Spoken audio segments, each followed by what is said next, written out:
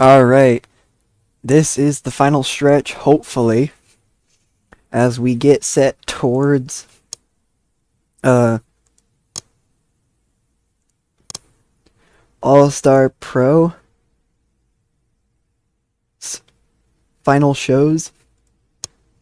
Um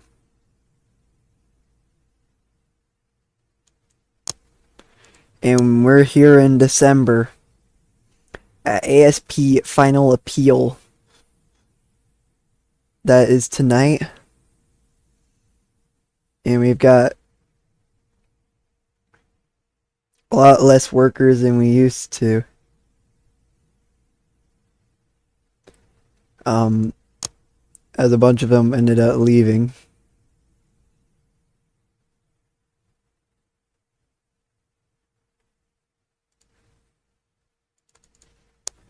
So, that's perfectly fine. I don't really care.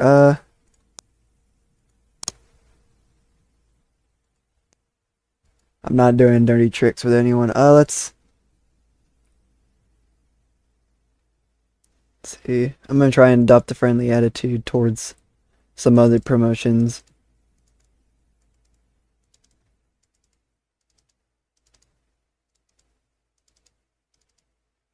Crap. I stopped the friendly attitude, that's my bad.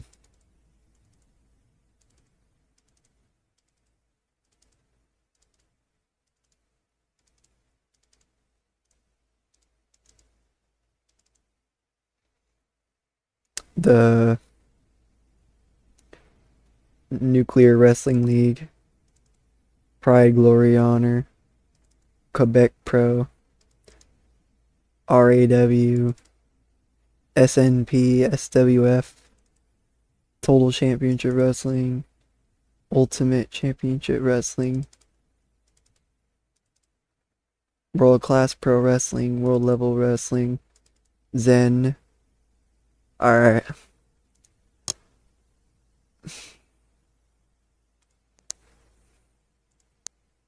Let's take a look at the news. Izzy Quick is now in the Mid-South. Marlene Williams is doing MMA training.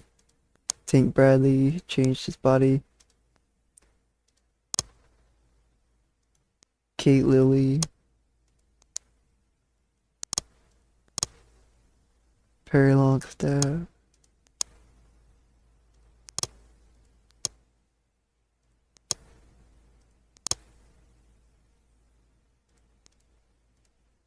Dean Waldorf is now in the Midwest. Sarah Stevenson competed and won in her MMA fight. Great stuff there.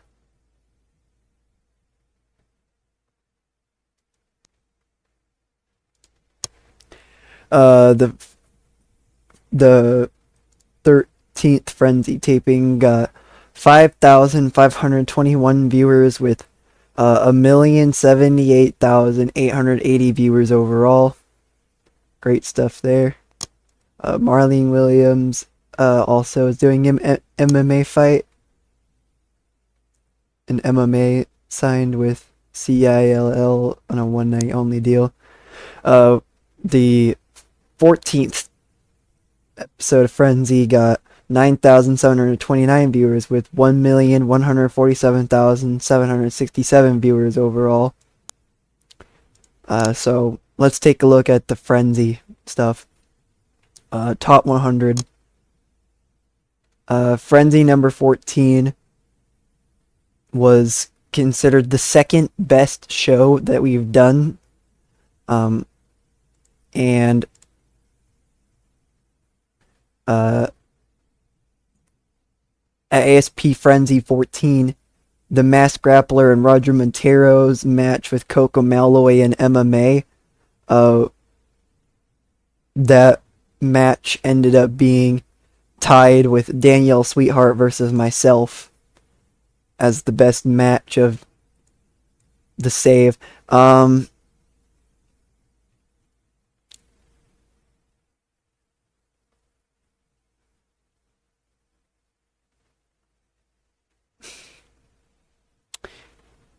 And Final Appeal So I'm gonna have to change this.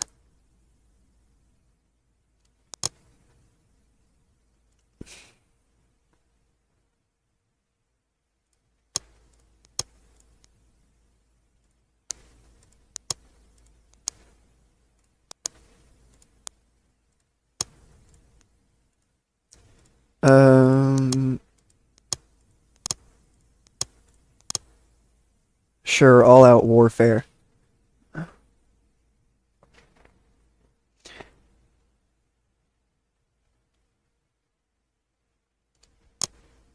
So, anyway, going back to the top 100s.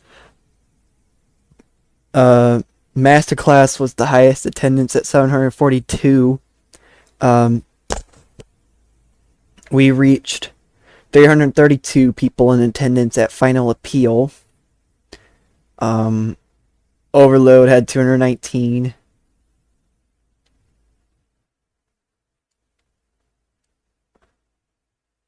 What's kind of crazy is Frenzy 14, one of our best shows we've done, had only 106 people in attendance. That's what's kind of crazy. And some of our not so great shows have had higher attendances.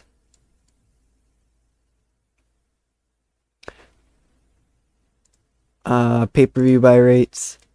Final Appeal was our best buy rate so far. And Revolution had the highest TV rating at point nice numbers.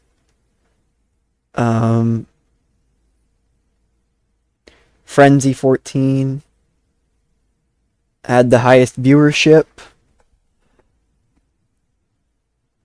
All the Frenzy tapings have had the highest viewership that we've done.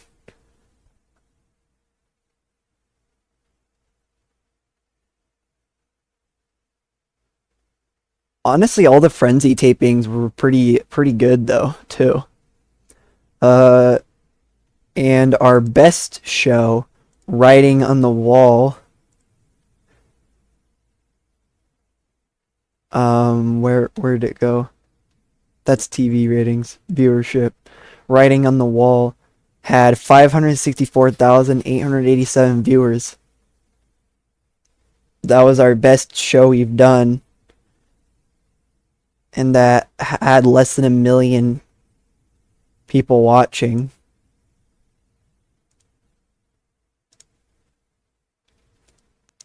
I want to go through the rankings as well, because I know that we didn't really go through the end of year awards.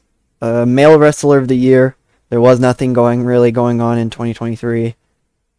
The Masked Grappler was 22. And then Danielle Sweetheart was the one in 2022. The Male Young Wrestler was Rowdy Ryan Robertson. So great stuff there for him. And then Female Young Wrestler of the Year was Allie Perks with her rivalry at the El Inferno Horde. Who she still kind of goes off and on with. And Female Veteran of the Year was Ellie Mae Walton. And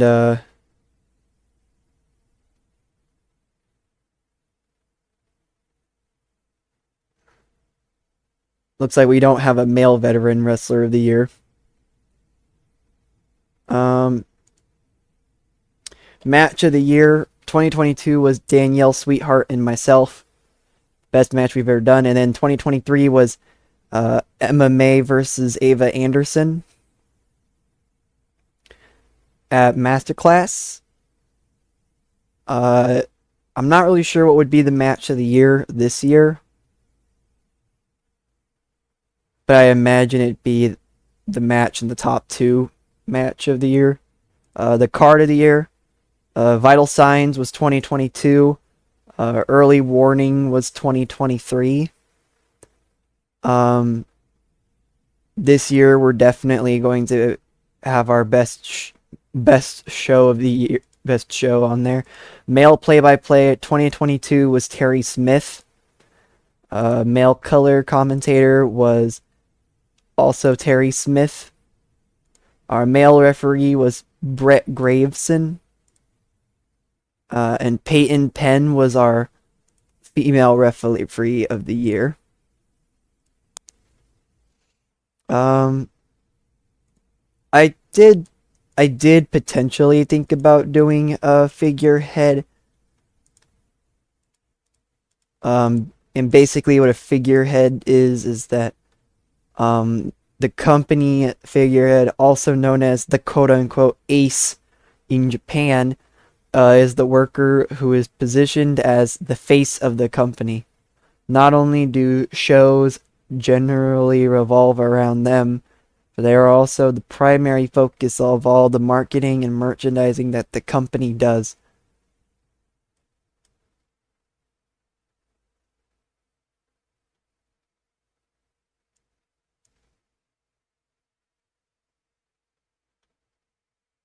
And a strong figurehead can massively boost business and help a company prosper.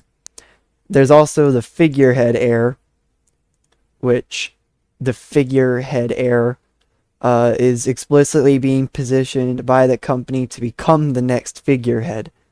The advantage is as long as they've spent at least 1 year in the role, then they do not have to wait to become fully established when promoted to being the figurehead. The disadvantage is that the figureheads and heirs tend to see each other as rivals and may develop tension.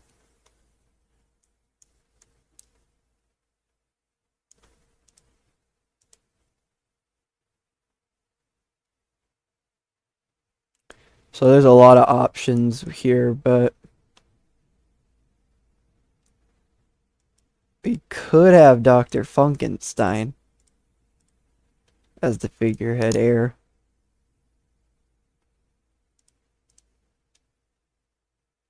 But I'm not going to do any of that because, uh, from what I've noticed, things don't go very well.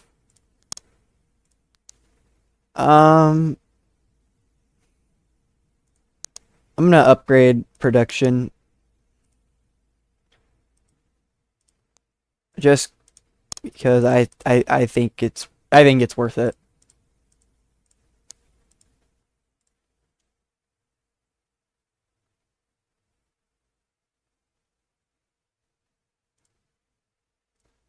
I'm just gonna just max out.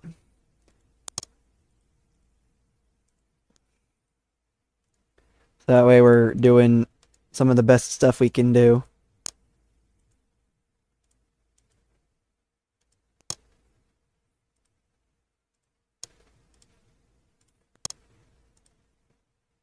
There we go. We're now at max in production. Uh, our rival ALF, we're a lot higher than ALF. And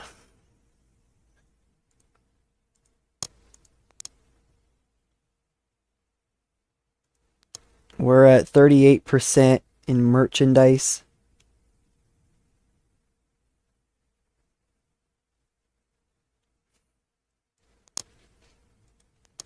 .33 popularity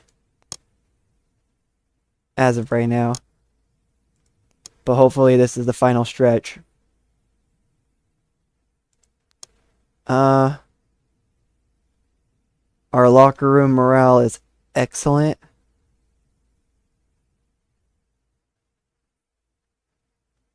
We do have some negative influences, but we pretty much all have pretty much all of our workers have at least a mildly positive influence. Uh,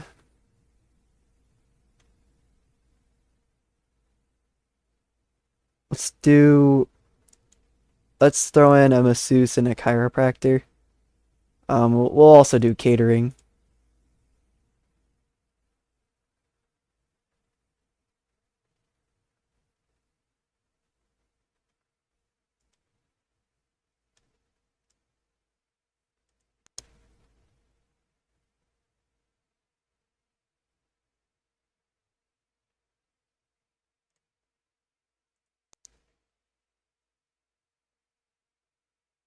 Uh, looks like the backstage rules are having a positive effect on the morale, which is good to see. Let's see if that changed anybody's morale on the roster. Brett Kyle, Animal Harker,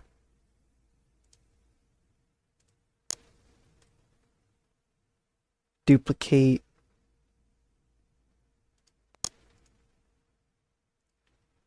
Doesn't look like it. I'm gonna go through the inner circle. Oh yeah, we need a new senior referee.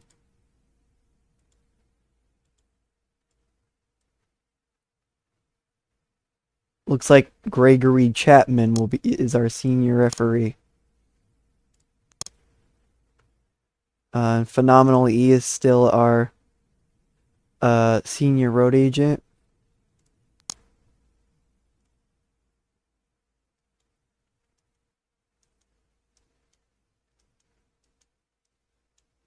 And the head women's trainer.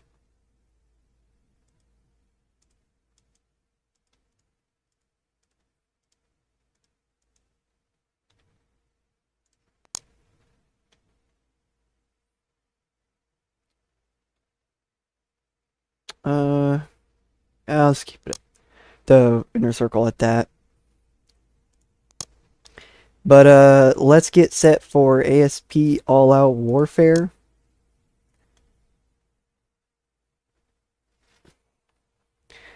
Um, as we hopefully continue forward.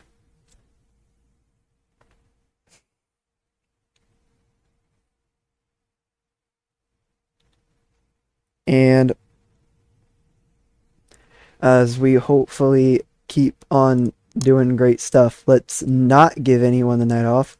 We'll select a generic venue. And we will go ASP commercial.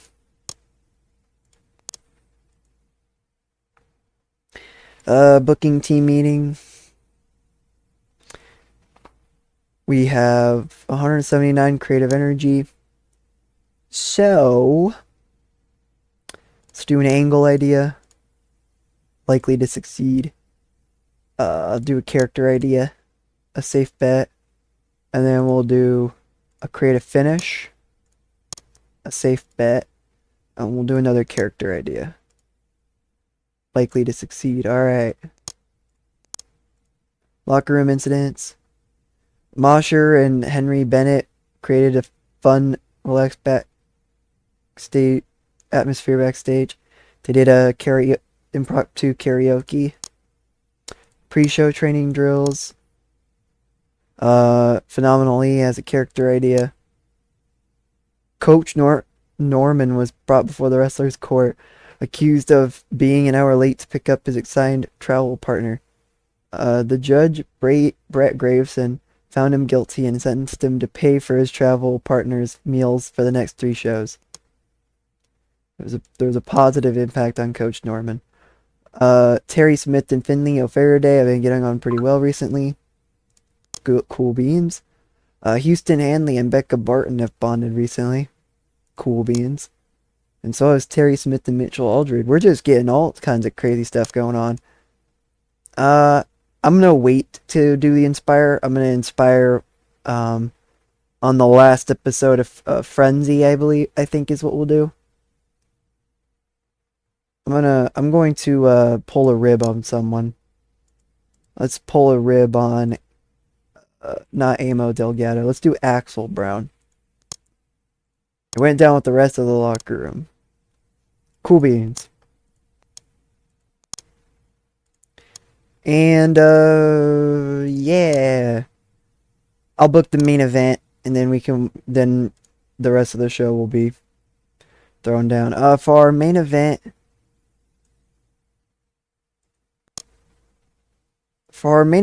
let's do a trio title match. Not teams, titles. As our All-Star Pro Trio champs are um, El Inferno Horde.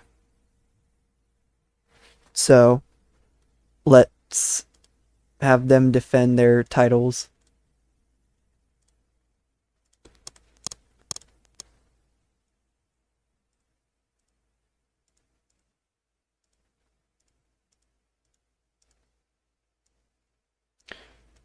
Brett Biggins, Sean Cousins, and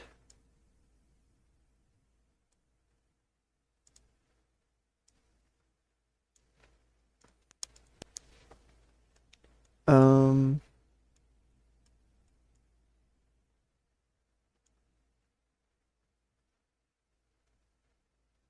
Christy Higgins. And we'll go at the 19-minute limit. Not the limit, sorry. And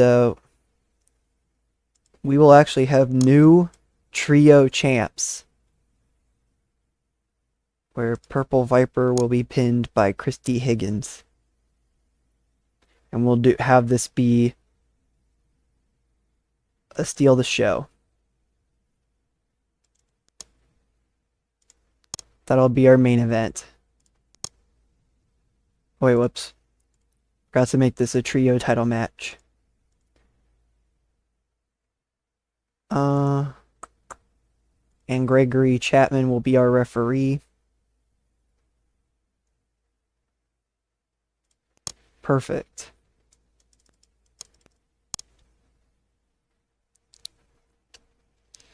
I'll be back with the rest of the show. Alrighty, we got the show booked now, and I'm trying to take a look at Phenomenal E. Let's see. He had a character idea that I want to give to him. It was a success, bet. I'm gonna give. Let's see. How's the Mask Grappler doing? He's pleased. The White Hot Momentum. What about?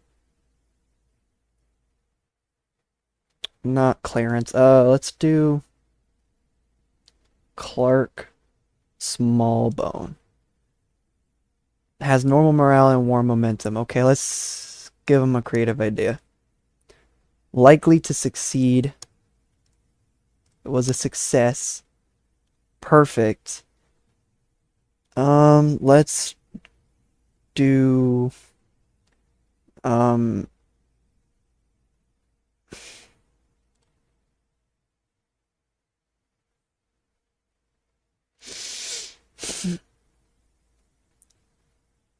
gonna go Joe Gilbert for this one. Was a failure. Dang it.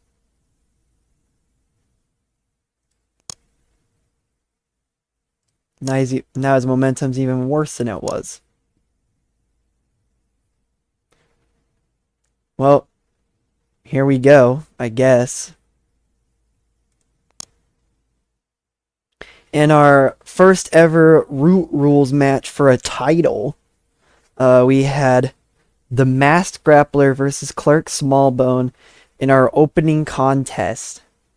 And about that had superb wrestling and great heat. The Masked Grappler defeated Clark Smallbone in 24 minutes and 23 seconds by pinfall with a pile driver. This makes defense number 2 of the ASP 5-star championship. Holy moly. I think this is by far now our best match we have ever done. And it was the opening contest in a Root Rules match. What a great way to start the show. It's going to be hard for our main event to deliver now after seeing that. And then we had a huge battle royale for our first ever battle royale that took place. This basically the winner of this match uh, would end up getting to face the 5-star champion. That's really what this was all about. In a decent Rain Man ended up winning the Battle Royale, who has been kind of doing some really weird stuff lately as part of the Rockstars. He's been cheating his way to victory. And then in this bout, it looks like he ends up with Sylvia Bristow lastly. And he kind of, I mean, he kind of toys with Sylvia a lot, which is not something Rain Man would normally do. So yeah, lots of weirdness going on. But the order of elimination: Snapdragon first, then Becca Barton, then myself, then Texas Hangman, then Danielle Sweetheart, then Ellie Mae Walton, then Decipher, then Taylor Kidd, then Houston Hanley, then Ricky Turner, then Ava Anderson, then Wild Red Stallion, then Desert Storm, then TJ Bailey, then Jay Silver, then Ellie De Grazia, then Dr. Funkenstein, then Simony Sentinel, and finally Sylvia Bristow. A bunch of people were rusty. Ellie Mae Walton seemed off her game. Color commentary did well. Houston Hanley benefited from having a hot new move. The match got the crowd hotter. We had a 50. And then we had our 5-star tag team title matchup in a bout that had good heat and decent wrestling. T-Rex and Roger Montero defeated Primetime Jack Pride and Taylor Norton. Everything's going full circle here. As Roger Montero and Primetime Jack Pride used to be tag team partners. They were Primetime Montero in the very early days of All Star Pro. And now 2 years later, they're wrestling each other for the 5-star tag team title, which is crazy to think about. Primetime Jack Pride brought in Taylor Norton to team with him. And Roger Montero and T-Rex with some success as they're now the 5-star tag champions. Not something very many people would see coming. But here we are. T-Rex pins Primetime Jack Pride with the Extinction. This was supposed to be a storytelling match, specifically with Roger Montero and Primetime Jack Pride. Roger Montero does hesitate a few times when he squares up with Jack Pride, but Jack Pride does not hesitate at all and says, you betrayed me a long time ago. Now those belts are ours. And stuff like that, basically. Primetime Jack Pride's gimmick is getting stale. Primetime Jack Pride was rusty. So let me actually tweet Primetime Jack Pride's gimmick.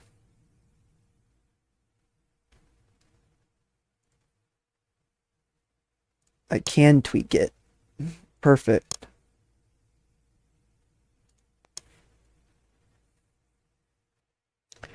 And then we saw Juggernaut Jones go up against Kamikaze.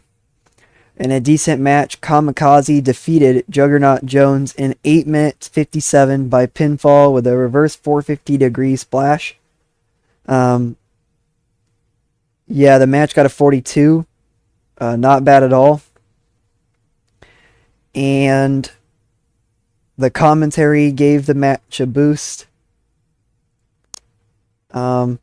Golden Delicious took on Duplicate. In a decent match, Golden Delicious defeated Duplicate in 7 minutes 37 by pinfall with a Melbourne surprise. These two don't click at all, which is unfortunate. I got a 34, so yeah.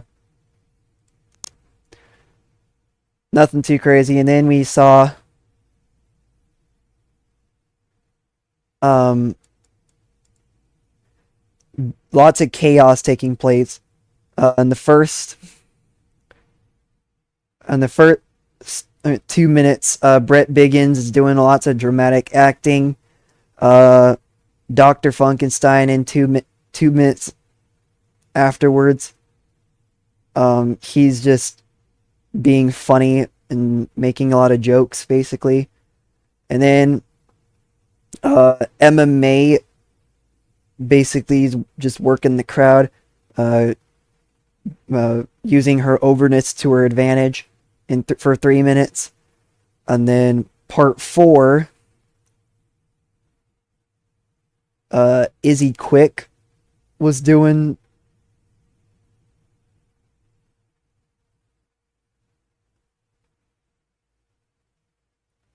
some stuff there. Oh, wait, no, sorry. Jason Patterson was doing some stuff. He was just.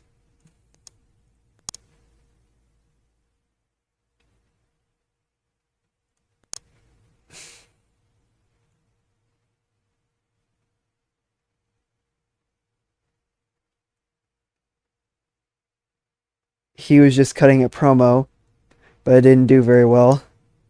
And then at part 5, um, Izzy Quick and Jay Silver are brawling backstage. MMA's gimmick is getting stale, and Izzy Quick's gimmick is getting stale. Everybody's gimmick is getting stale. I'm gonna have to go to MMA. I feel like I already tweaked her gimmick. Maybe I didn't. No, I didn't.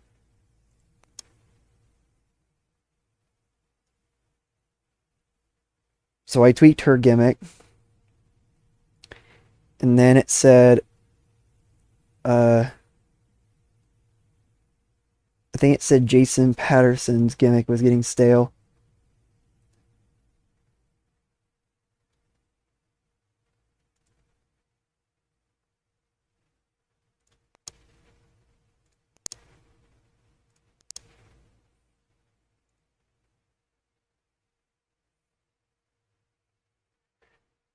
But now we go to our main event.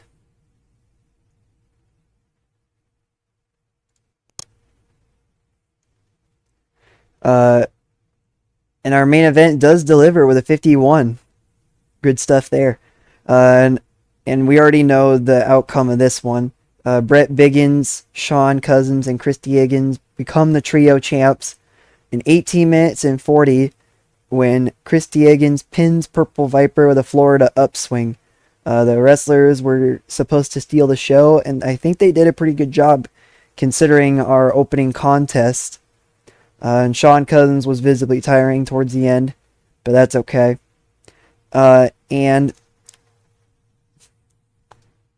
commentary did well, and our main event got the crowd buzzing. El Inferno Horde with Purple Viper and Celeste Moon questioning now their leader, Queen Amazon. What will happen next? We shall find out.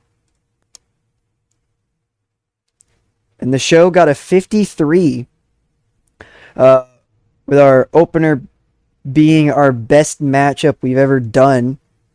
That definitely should have been the main event. But here we are. We got 571 people in attendance now for All Out Warfare. That is huge. The show increased our popularity everywhere. Let's give some love to Clark Smallbone. And we'll give some love to Purple Viper.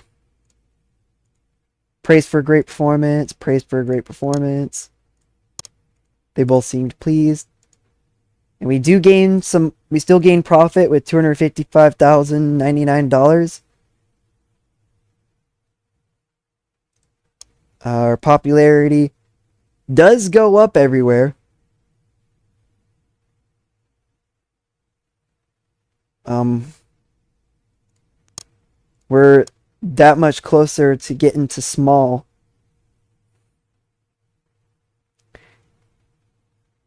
This is the final stretch.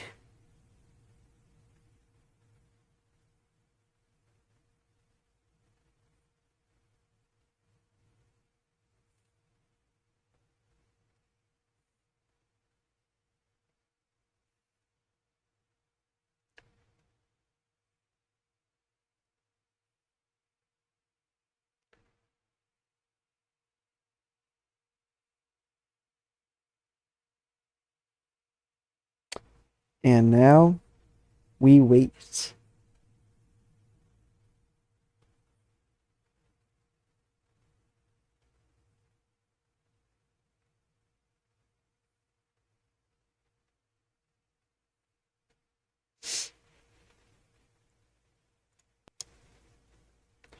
Uh, All Out Warfare got 1,086,550 viewers.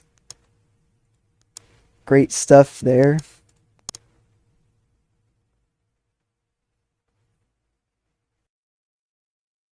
All right, and we're back and getting ready for our next show.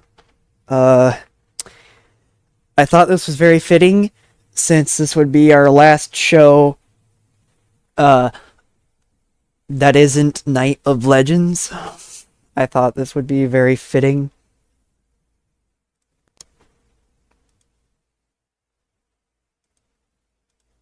Night of Legends is seen as legendary. That's the importance of Night of Legends.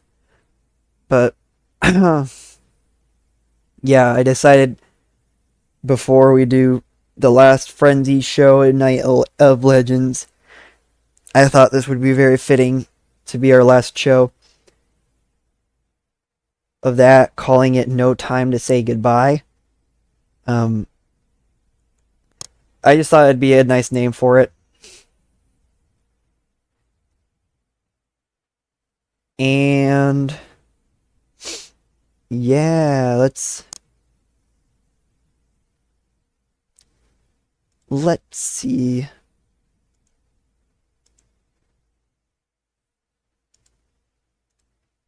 Premium.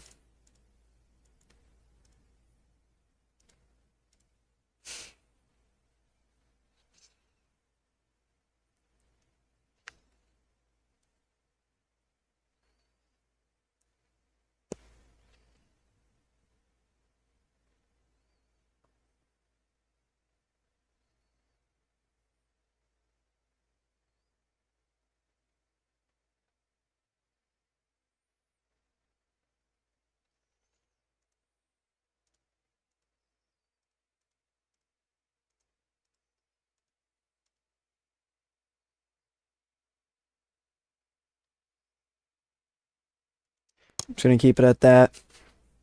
But let's simulate a day. Since Mariah Cool is apparently leaving tomorrow, I'm just gonna wait to see what happens there.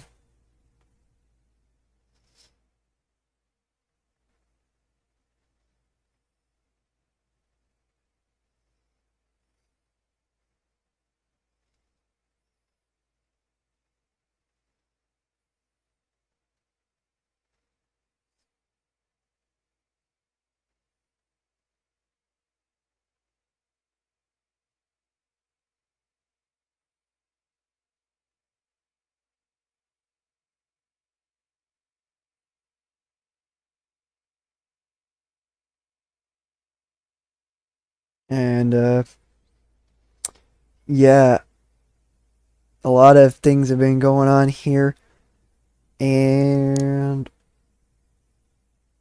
we have risen to small. Wow. Did popularity go up even more? Yeah, we went to 35. So we're doing very good for ourselves now. As we continue forward in no time to say goodbye. But now that we're at small, we can sign people to exclusive deals. This is huge.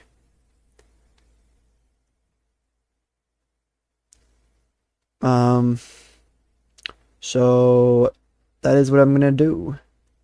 Contract, negotiate. Let's go exclusive written. 2 years.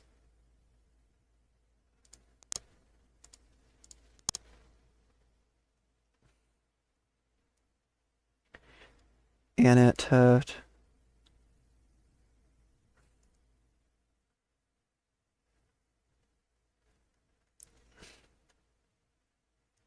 Is there anybody that Brett Kyle?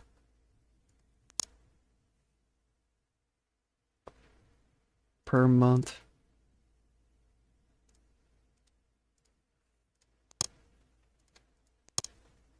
You want 6,000 a month for 3 years? Okay, that's fine.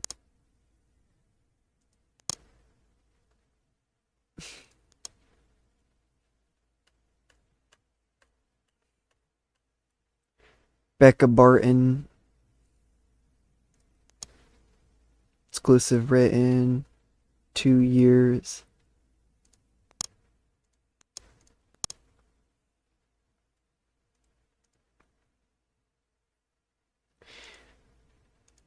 Black Diamond. Exclusive written. 2 years. 3,800 a month.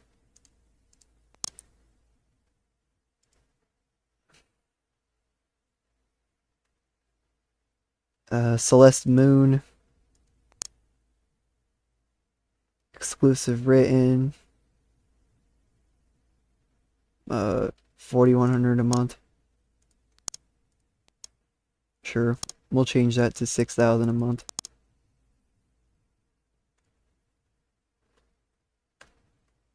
Clark Smallbone. Exclusive written. Let's go 4 years a month. Can we go 5? He'd want 10,000 a month. That's fine. I'm completely cool with that. I know that some promotions are gonna end up wanting to be like, "Nuh-uh, you can't do that." I know that. I know how that goes, but I can offer them more money. I can offer my workers more money than they can, considering that I'm one of the richest promotions right now. Coca Malloy. Let's go 3 years. Let's see. 6,000 a month. That's fine.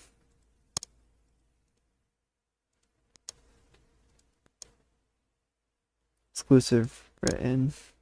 Constance Phillips. Danielle Sweetheart. Let's go exclusive written for 2 years. So that'd be 5,200 a month. Decipher. Exclusive written. 3 years. Let's go 2 years. 3,300 a month. Desert Storm. Duplicate. Exclusive written. 2 years. 3,900 a month. Electric Dreamer. Exclusive written. 3,500 a month.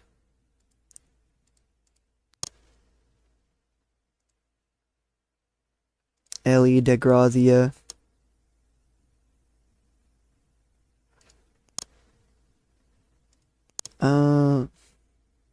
Exclusive written. 5,100 a month.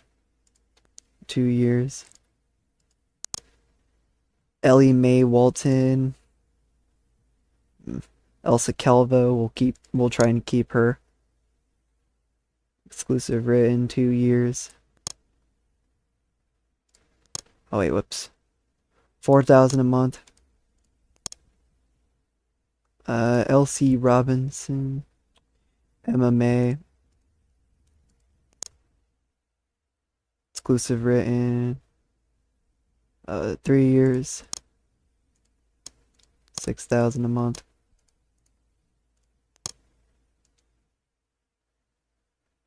Etsuko Ariyoshi, exclusive written. Oh, she's a trueborn to 5-star. 5-star Supreme Wrestling or whatever it's called. I forgot about that. A Finley, a Faraday.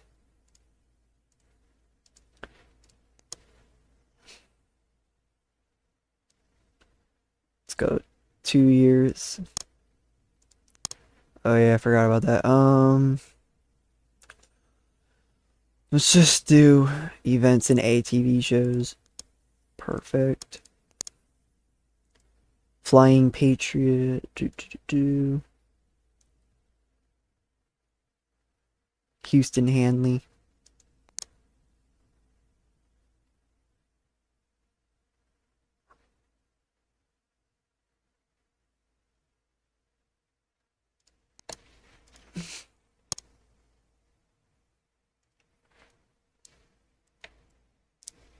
Izzy Quick.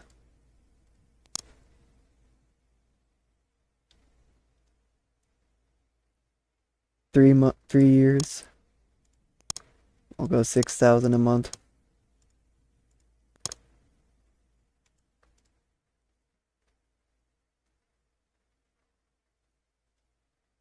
Juggernaut Jones. Let's go exclusive written 4 years. He wants 8,000 a month.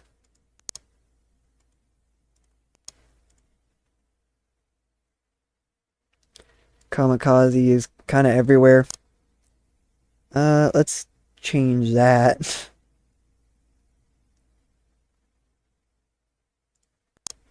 Kamikaze would want 6,000 a month. Kate Lilly. Bring her over to exclusively to All Star Pro.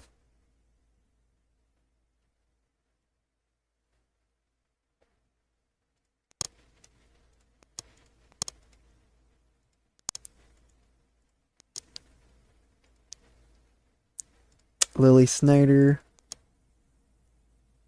Exclusive written 2 years. Loretta Boland.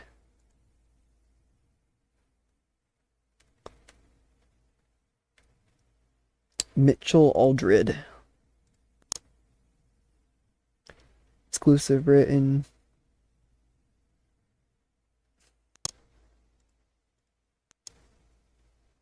Mosher. Let's see. Pepper Pelton.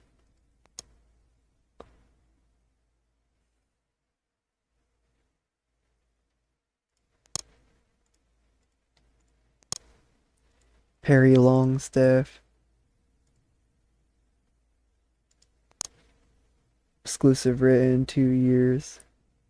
Oh dang, 5 years? He'd want 10,000 a month. 4 years? Peyton Penn. Purple Viper.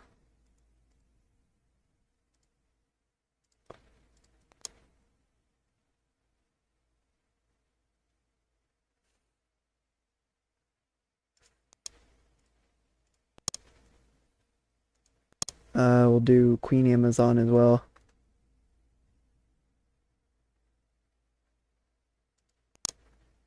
Do 6,000 a month for Queen Amazon.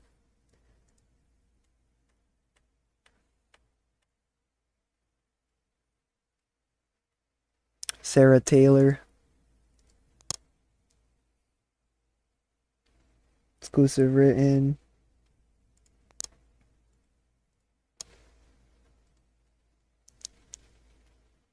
Simony Sentinel. Exclusive, not exclusive handshake, exclusive written.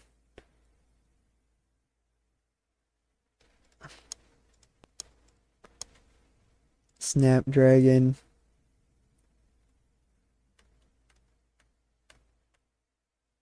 Taylor Norton.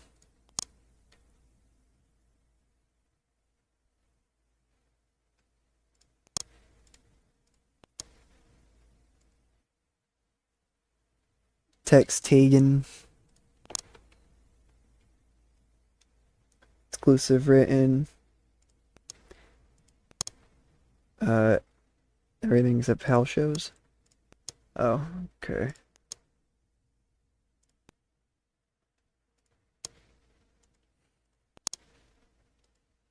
Texas Hangman. Masked Grappler. Okay, everybody else only works for me as of right now.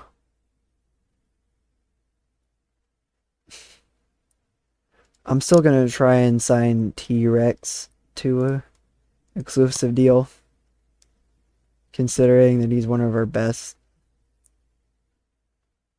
6 year some. Oh yeah, events and eight.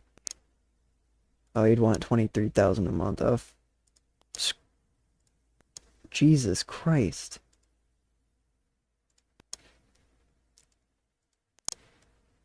I'm literally trying to sign you to an exclusive written deal, bro.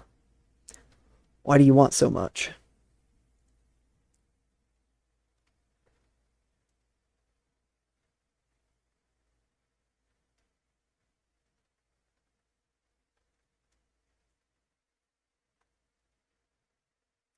T-Rex is a huge dude, too. 6'10", 327. My God.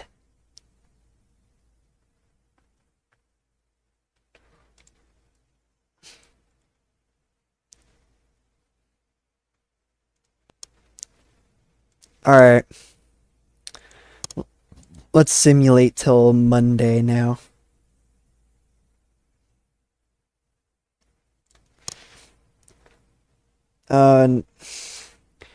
Yeah, I've just been trying to keep on going with the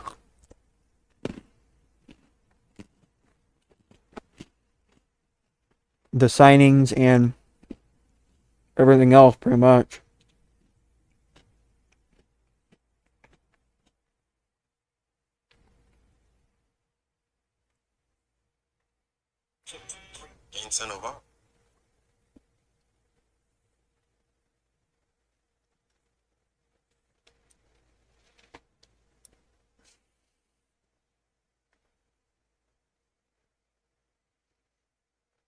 Um,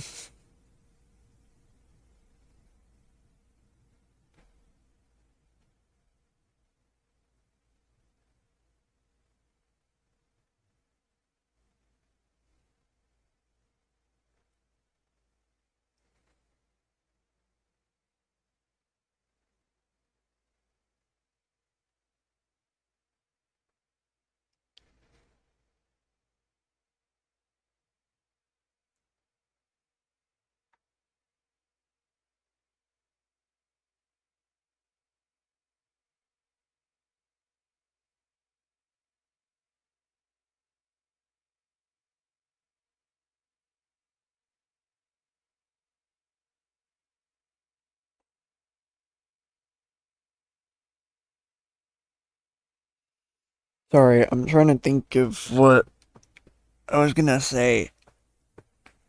I don't remember what I was gonna say. Um, I don't. I don't remember what I was gonna say. Um, a bunch of wrestlers did sign contracts. Um, let's see, Becca Barton. offer is not being. I mean, their offer is not being considered. Their offer is not being considered. Their offer is not being considered. Not being considered. Not being considered. Not being considered. Not being considered. Not being considered. Not being considered. Not being considered. Not being considered. Not being considered. Not being considered. Not being considered. Not being considered. Not being considered. No. No. No. No. No. No. No.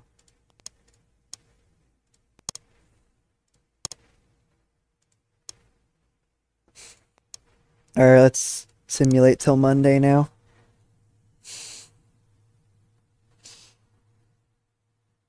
We did gain a bunch of people to stay with All-Star Pro, which is good to see.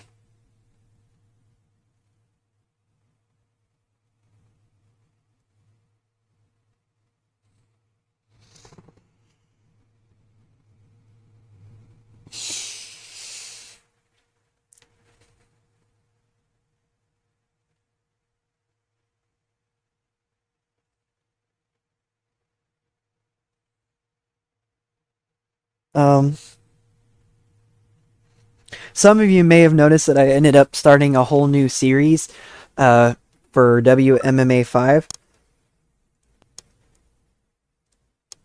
which, I don't know, what do you guys think about that? Clark's Ball Bones not being considered. Roger Montero and Coco Malloy have split up. Unfortunate. Not being considered. Cool Beans. And T-Rex is our...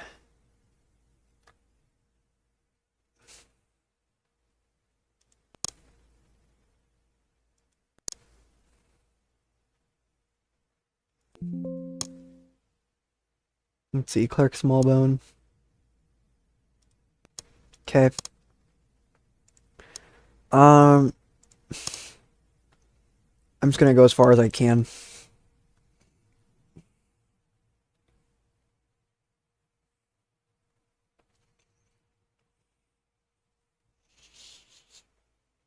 But yeah, what do you guys think of the new WMMA 5 series I've been doing? I decided to do. For those that have seen it.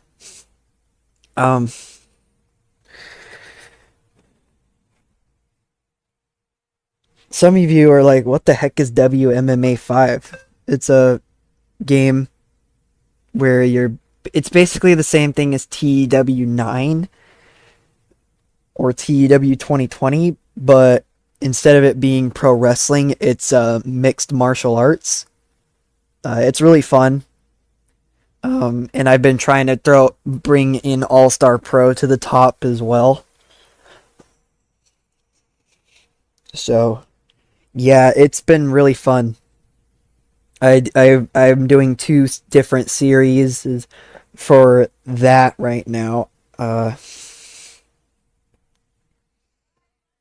So, yeah. And we're back, and T-Rex did sign the deal. We're just now waiting for Clark Smallbone and Perry Longstaff. And financially, we're losing money. There's no other way to put it. We're losing money. But that's okay. Let's take a look at the production. Now that we're at small, I think... Yeah, we have a lot more rivals now. So... Yeah. We're just continuing on moving forward at this point. And just waiting to sign the deals. There's not really other way to put it.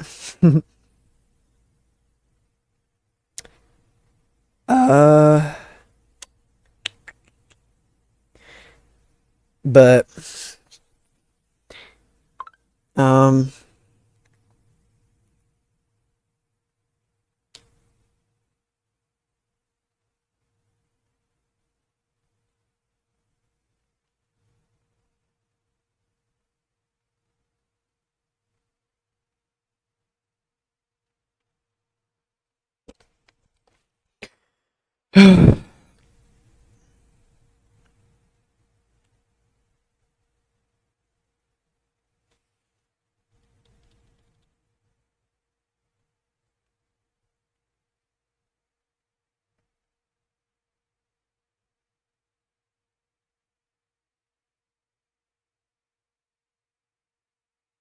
Let's see.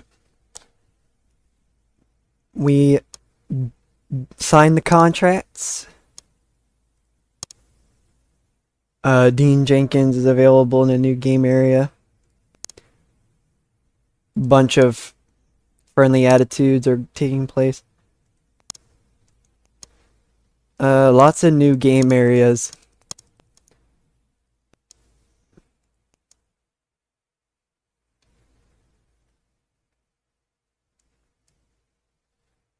But yeah, we're putting on some great stuff. USPW did some great stuff. It looks like. Um,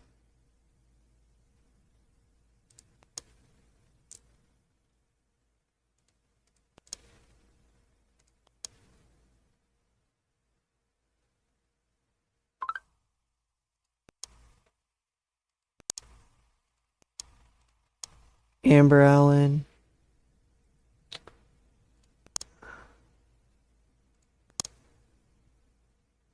Let's see.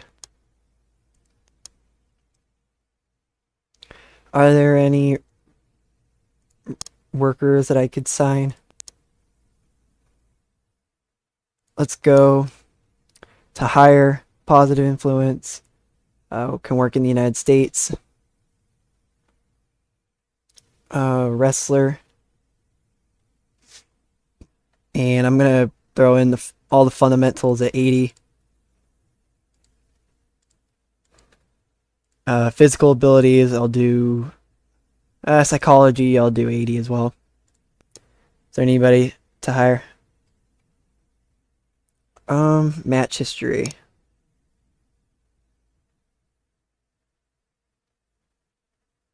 He works for SciShow and IPW. Mainstream Hernandez. Match history. Dang, he's really good. ASP's too small for him though. That sucks. He'd be a huge grab for us. Panda Mask 2. He'd be a huge grab for us too, it looks like. Panda Mask 2. Throwing out 65s. Let's see. 60. So he'd be a pretty big grab for us too, it looks like. Tiger Prince.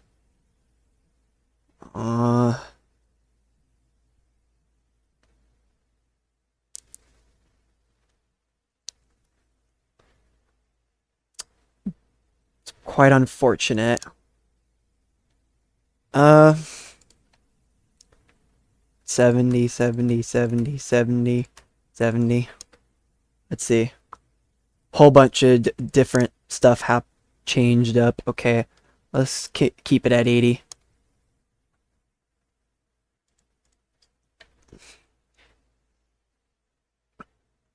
Um,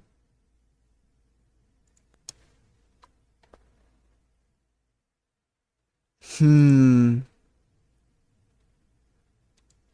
90. Nope. Okay.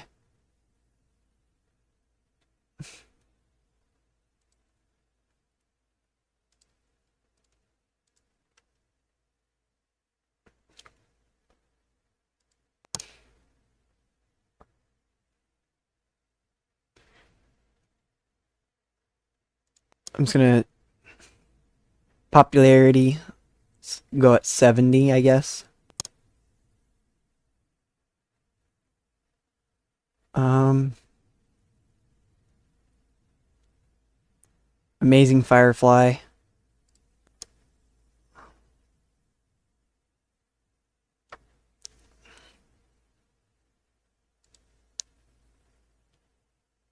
He throws out threw out a 60 there.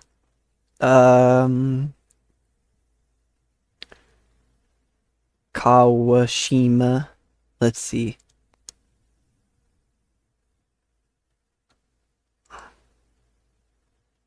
Kawashima with a 56.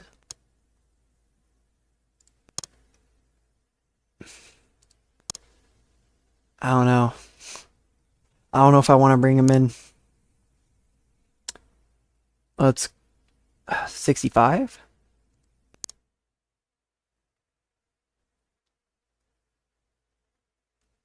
Doc Hammond.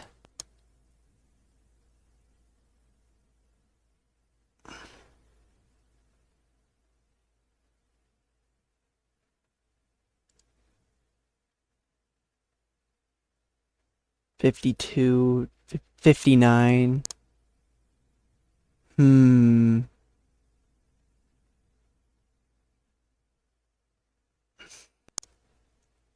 Frankie Perez. Match history. Oh, dang. An 81? Makiguchi. My goodness. An 89.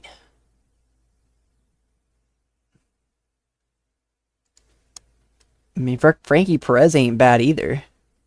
Nakazawa, how's he doing? 50s, 40s. I mean, that's not bad either. Jason Gale, how's he doing? He's a celebrity wrestler. He's only done one match.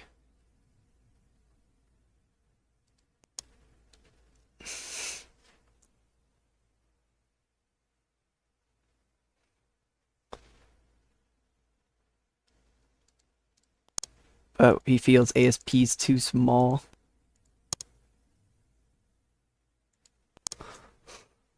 I don't know.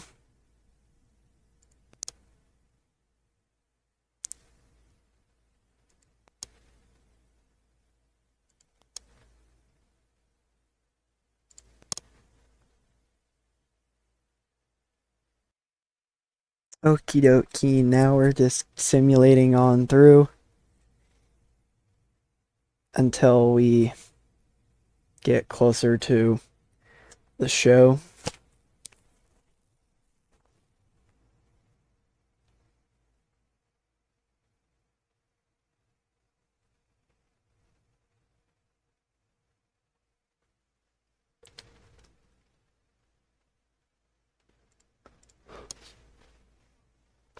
Constance Phillips has a touring contract offer by 5-Star Supreme Wrestling.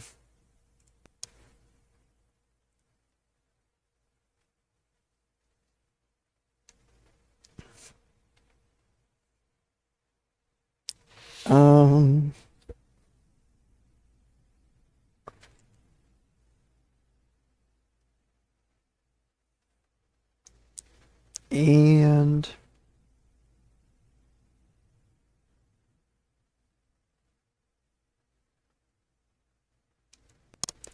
we're at 40% on merchandise now. No promises. See if there's any way we can throw into the Hall of Fame. Nope.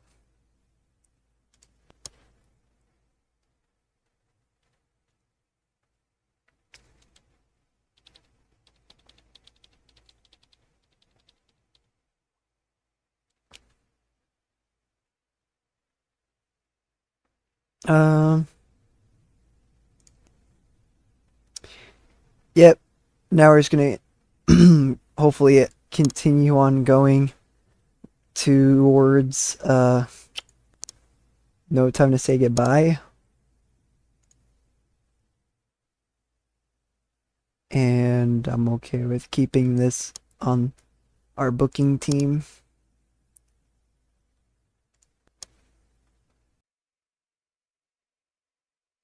Alrighty. Sorry about that. We're back. And uh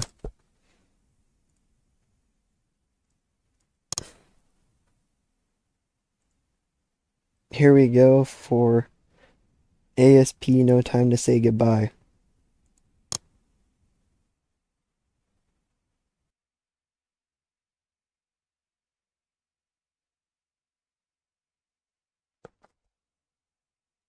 Um let's do 3 hours for this one. Nobody's getting the night off. Let's go with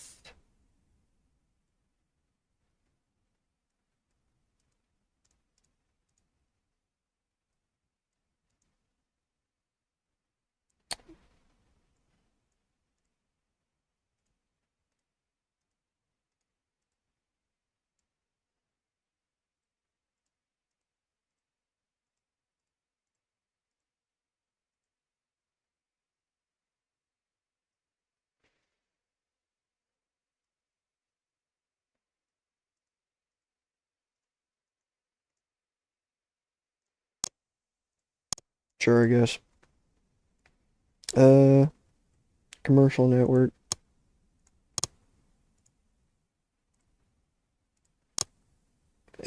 We'll do pay-per-view network.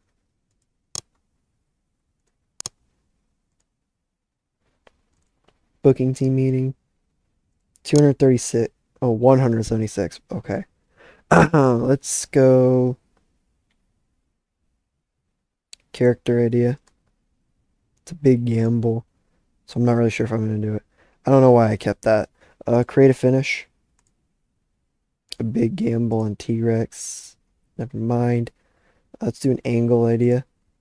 A safe bet on the masked grappler. Character idea likely to succeed.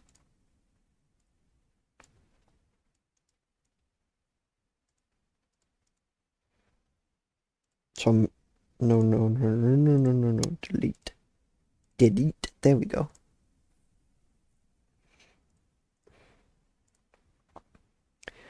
Slade Bolin wants to hang out. Uh, he has worked for ASP before.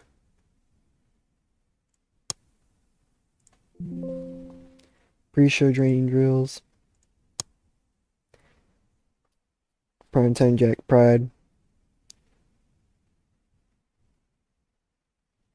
The hot gossip is that Roger Montero and Purple Viper are seeing each other.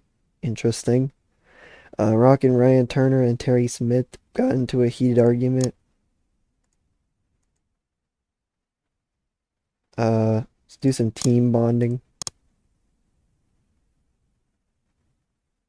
The relationship on Coco Malloy and Roger Montero has worsened.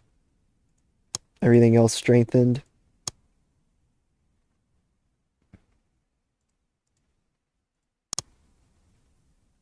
I want to try and get a higher score than 53. And I think I know just the way to do that. We're going to put the 5-star title on the line once again. We're going to have the masked grappler defend his 5-star title.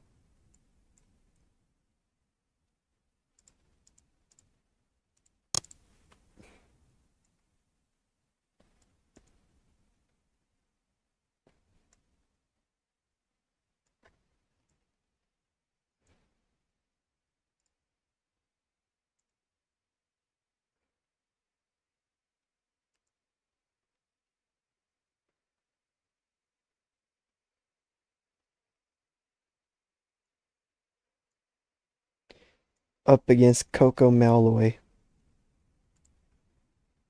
And we will put this into an 18-minute match for the 5-star title. And honestly, I don't even care who wins this. Let's put it at Mayhem.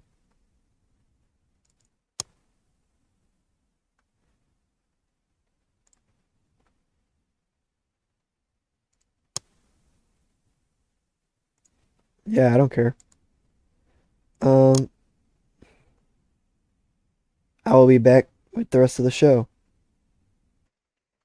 Okie dokie. And now we're set for our final event before our last frenzy and the last ever Night of Legends. Um, and you saw the main event get booked. At least I think you did. Um,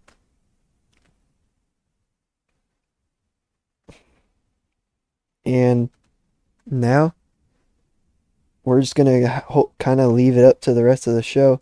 Let's take a look. How's Coca Malloy doing? She has a lot of momentum and is happy. The masked grappler is pleased with white hot momentum, so we should be good there. Let me take a look at Roger Montero. He is pleased. Too hot is pleased. Rockin' Ryan Turner is pleased. Uh, Simony Sentinel. I guess we could do T-Rex. It was a success. Let's go.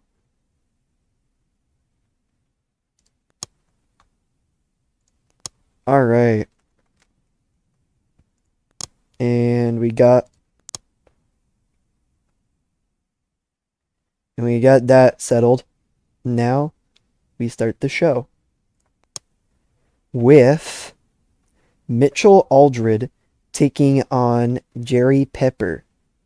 It was a bout that had terrible wrestling and non-existent crowd heat. Mitchell Aldred defeated Jerry Pepper in 6 minutes and 58 by submission with a blueprint. Match got a 40. Jerry Pepper was rusty, so that didn't really help much. Match got the crowd hotter, and it was got the show off to a strong start. In the bout that had subpar wrestling and non-existent crowd heat, Power Comes with Perks defeated Jason Patterson and Finley O'Faraday in 9 minutes 50 when Power Girl pinned Jason Patterson with an atomic punch. In terms of in-ring work, Finley O'Faraday was head and shoulders above everyone else.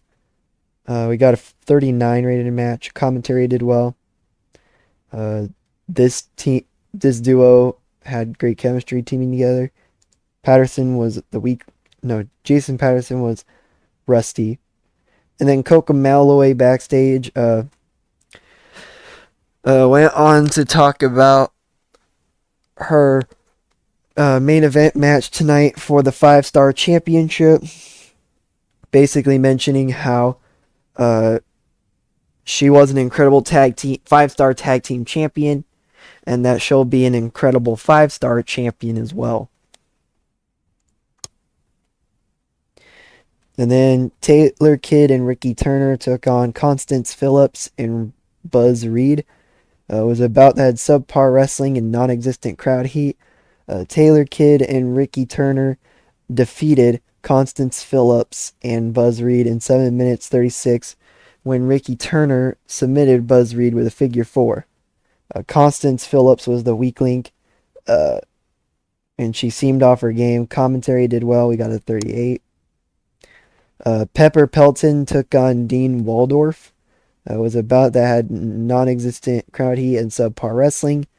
Dean Waldorf defeated Pepper Pelton in 7 minutes and 31 by pinfall with a Waldorf salad toss.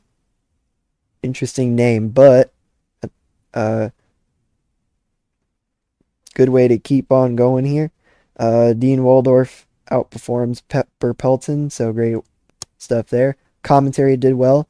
Amo Delgado defeated Golden Delicious in 9 minutes and 54 by pinfall with a 9th life.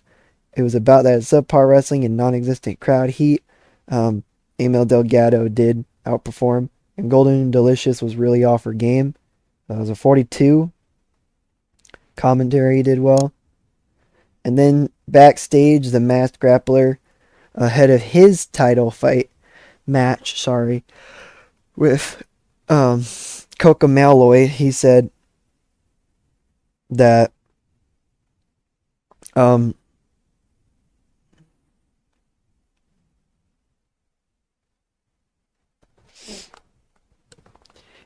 Either I am going to remain the 5-star champion, or Coco Malloy is going to have to end my life. And does she really want to be known as the girl that murdered someone just to hold the 5-star championship? I don't think so. And it did well, and his angle idea was a success, so that helped out too. Snapdragon and myself went 1-on-1 against each other. It was about that subpar wrestling and little heat. I defeated Snapdragon with a Mafia kick. I was also rusty, so cool beans, cool beans. Christy Higgins took on Jules Knight. Uh, Jules Knight defeated Christy Higgins in about that decent wrestling but little heat. 10 minutes 27 with a time for bed. Simony Sentinel teamed up with Anderson and Snyder up against TJ Bailey, who teamed up with Young and Wasted. It was about that decent wrestling but little heat. Simony Sentinel and Anderson and Snyder defeated TJ Bailey and Young and Wasted in 7 minutes 43 when Lily Snyder submitted Brett Kyle. Taylor Norton and Lily Snyder, both of those two, were the people that performed the best. Lily Snyder benefited from having a hot new move. Color commentary did well. Mercutio Sleep took on Loretta Boland, and Loretta Boland actually defeated Mercutio Sleep in 10 minutes and 3 by pinfall with a zombie cutter. Commentary did well. Minnesota Awesome took on Kate Lilly and Brett Biggins. Minnesota Awesome got the win when 13 minutes and 6 seconds when Perry Longstaff pinned Kate Lilly with a double flying elbows. Brett Biggins was the weak link, struggling to keep up with everyone else. Yeah, great. I mean, Minnesota Awesome. They're just pun intended. They're just awesome. They really are. And then we've got the Fatal 4-Way between MMA, Too Hot, Roger Montero, and Houston Hanley. Our co-main event. It was about that good wrestling and a decent reaction from the crowd. Too Hot defeated MMA, Roger Montero, and Houston Hanley in 14 minutes and 7 when Too Hot pinned Houston Hanley with a heat-seeking missile. Houston Hanley was the weak link, struggling to keep up with everyone else. MMA and Too Hot tied. Roger Montero at 54 and Houston Hanley at 44. And Too Hot was rusty too. So if he wasn't rusty, he might have ended up throwing out 60 or higher, which is crazy to think about. Too Hot originally was kind of just the veteran that would put over other talent and would lose a bunch. But now, Too Hot kind of found his rhythm and now he's winning matches. Could Too Hot end up getting a shot at the 5-star championship at some point down the line? We'll see. And Tailored Phenomenal were backstage as well, talking about how hopefully someday they can become the 5-star tag champions, and that they want the 5-star tag champions at the last ever All-Star Pro Frenzy. Taylor enjoyed going off script. Phenomenal E did not do well, which is weird because usually it's the other way around. I am pretty sure. Now it's time for our main event, a 67. It was about that superb wrestling and a decent reaction from the crowd. The Masked Grappler defeated Coco Malloy in 17 minutes 37 with a pile driver. It was supposed to be chaotic and full of action in order to get the crowd going. And my God, did it. The masked grappler makes his third defense of the 5-star championship with a 64. And the creative finish was a success too, which boosted the match even more. My God, we did it though. We got a 67. And that means we have a 64 rated show with 1,124 people in attendance. This show increased our popularity in 38 regions, and the show benefited from having a wide selection of angles. This is great to see. We're going to put over Coco Malloy. Oh, we can put on over 3 people now. We'll put over... let's put over Roger Montero and Taylor Norton, I think, is what we'll do. Yeah, Taylor Norton. Praise for great performance. Praise for great performance. Praise for great performance. Seemed pleased. Seemed pleased. Seemed pleased. So, yeah, nothing really there. $519,689 in profit. That is insane. And we did increase popularity everywhere. That's also great to see. And yeah, now we're just trying to get to the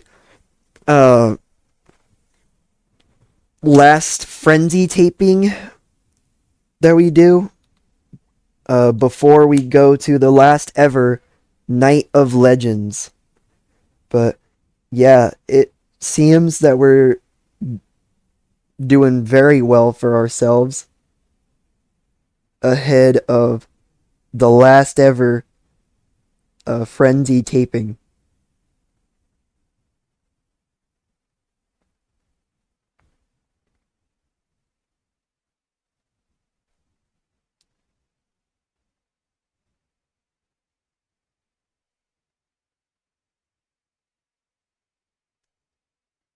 I just want to take a look at the pay-per-view buys real quick.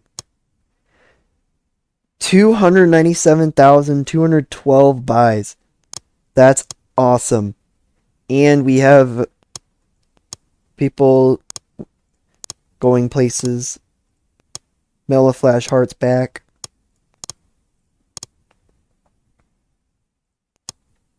Let's take a look. No time to say goodbye. The feedback has been that the show was awesome.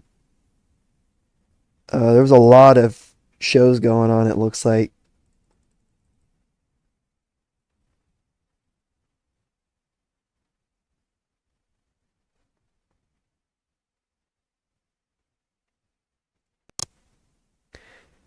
But yeah, now we're getting set for All-Star Pro the final episode of Frenzy.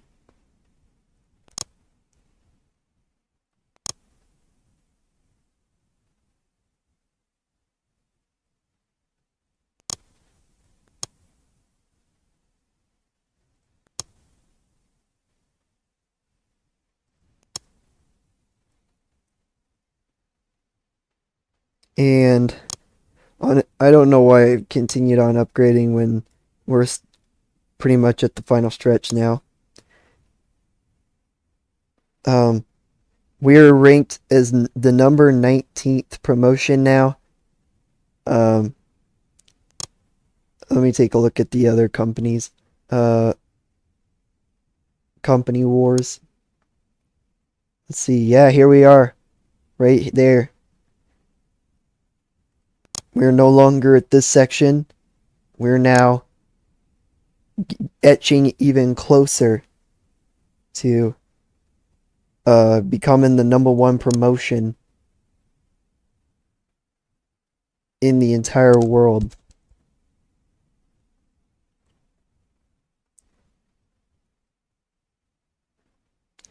Which here it's ASP TEW that is ranked at number 1 in the entire world. And they're the only company at Titanic.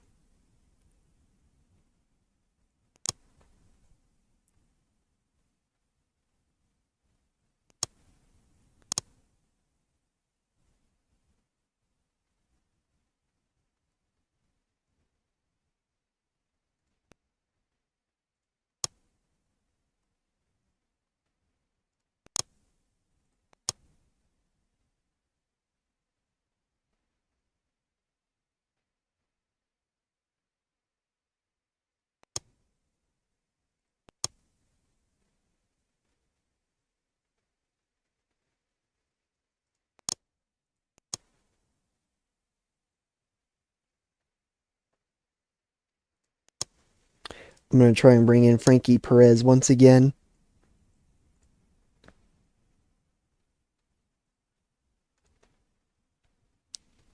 Uh,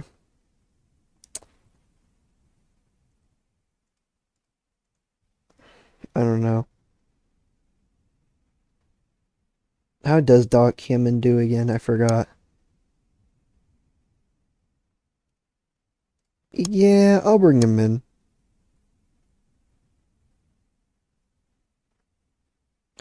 I assume he's gonna, since he's pretty old, he's gonna, yeah. Dazzling Dave Diamond. Brandon James? How does he do?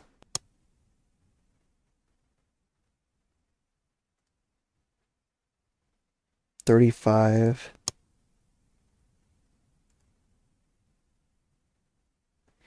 Yeah, not worth it. Amazing Firefly. I think looked in his ratings are pretty good. I think. Yeah, he's got a 60, so I could potentially bring him in.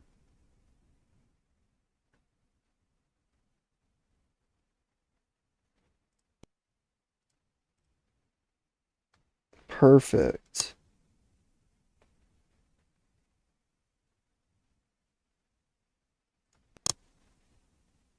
Backstage, po- positive influence. To hire, can work in the United States. Um, Wrestler. Let's go 50 psychology and 50 stamina.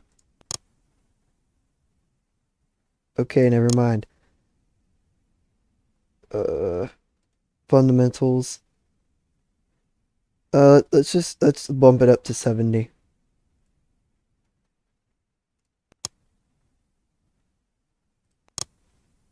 Bump it up even more. 90.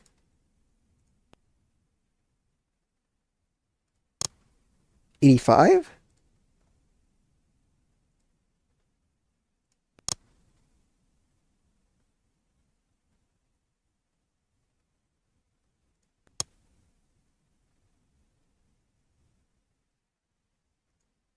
Nigel Svensson.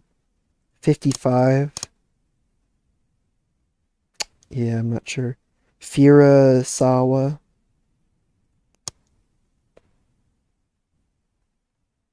Ooh, Fira Sawa seems to do great.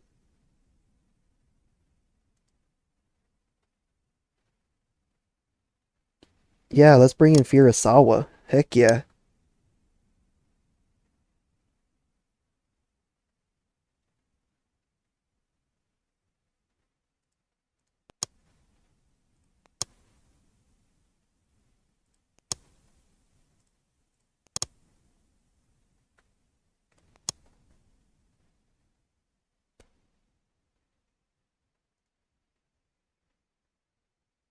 I'm just gonna bring in 50, 50, 50. Let's go 70, 70, 70, 70.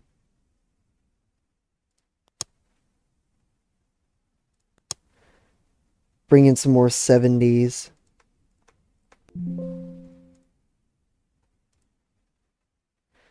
Uh,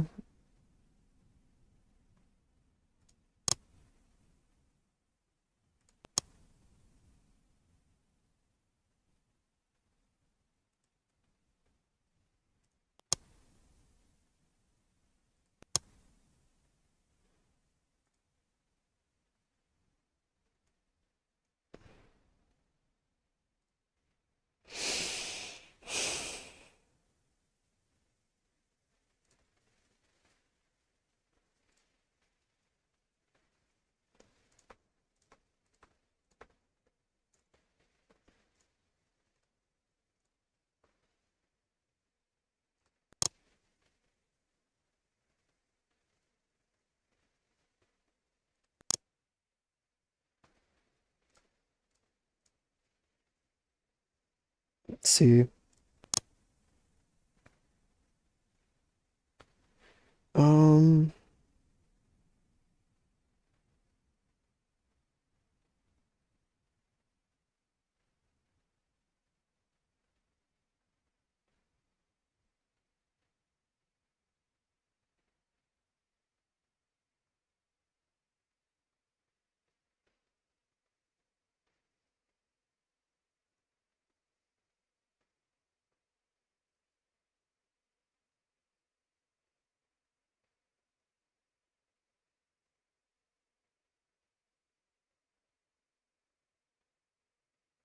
Johnny Perez, how does he do?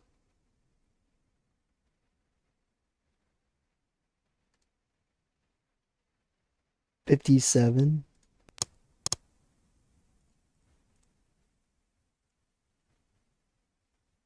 Hmm.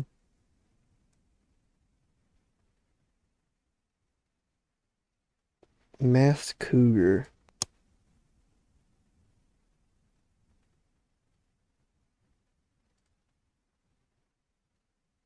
59.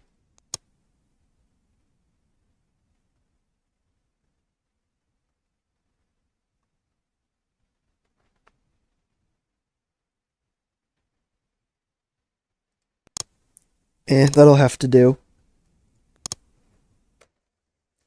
Okie dokie. And now we're getting set for ASP Frenzy 15. As we head towards ASP Night of Legends 2.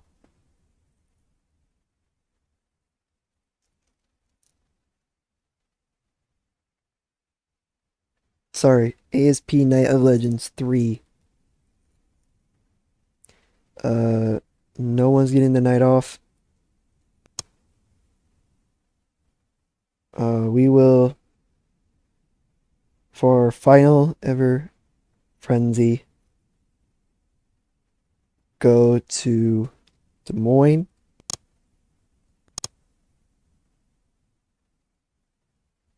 In our booking team meeting, we got 149 creative energy. So let's do a character idea. A near certainty. We'll do 2 creative finishes. Likely to succeed. A safe bet. Alright. That was a pretty successful meeting. Mariah Cool would like to be used tonight. Okie dokie. Blue Dragon would like to come backstage. Okie dokie. Pre-show training drills. Pepper Pulfin has a poker tournament. Allie Perks. Snapdragon has a creative finish. Joe Gilbert has a character idea.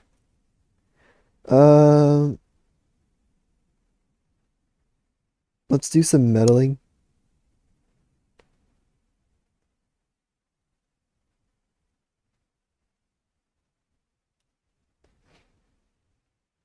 Elsa Calvo and Celeste Moon.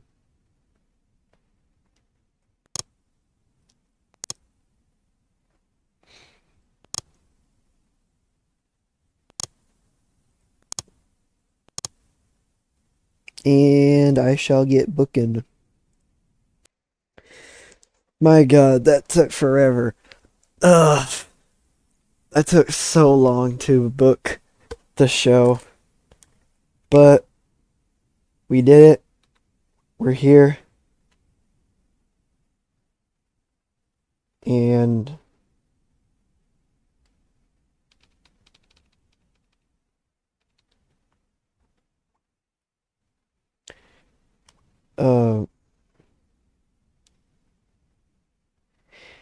now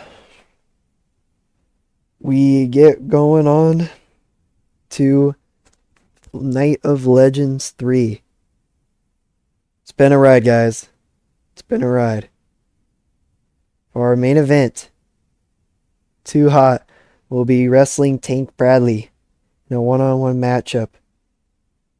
Let's get it with a insane Root Rules match for our opening contest. MMA Etsuko Ariyoshi, Marv Statler, and Celeste Moon. It was a technical masterclass root rules match that had good wrestling but little heat. MMA and all four of them ended in the 30-minute time limit.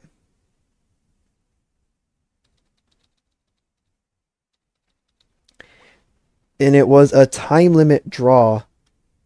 Uh, excuse me. Never mind. It said it was 30 minutes when the referee was forced to rule a no contest when all hell broke loose. So it got chaotic. MMA carried the match in terms of in-ring performance. She got a 62. Everybody else did good too, though. And Etsuko Ariyoshi benefited from having a hot new move. Yeah, this match got the show off to a strong start. Into a not so great matchup between Snapdragon and Mariah Cool. It was a bout that had terrible wrestling and non-existent crowd heat. Snapdragon defeated Mariah Cool in 15 minutes and 4 seconds by pinfall with a dragon's breath. Snapdragon had 29. Mariah Cool had a 23. Snapdragon's creative finish was a failure.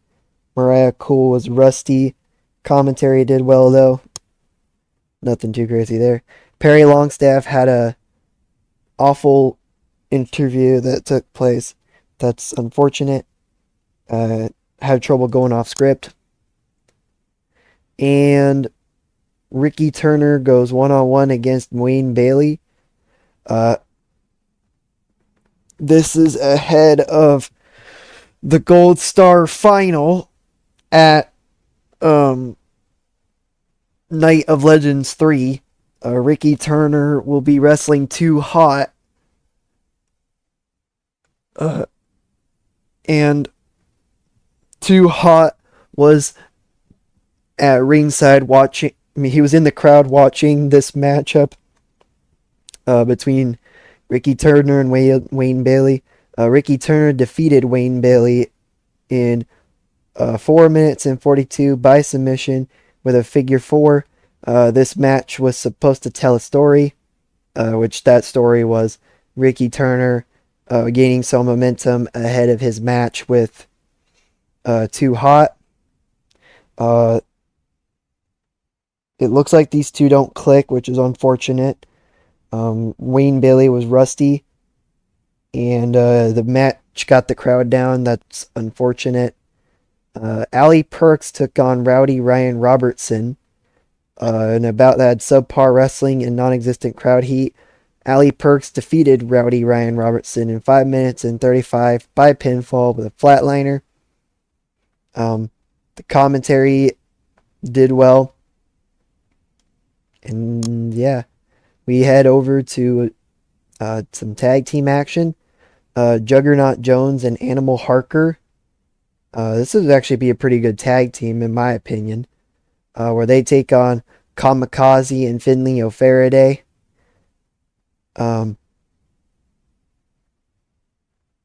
Juggernaut Animals. Jones Harker. I don't know, just throwing some stuff out there. It was about that decent wrestling and non-existent crowd heat. Kamikaze and Finley O'Faraday won in 8 minutes 31 when Finley O'Faraday pinned Animal Harker with an atomic spine buster.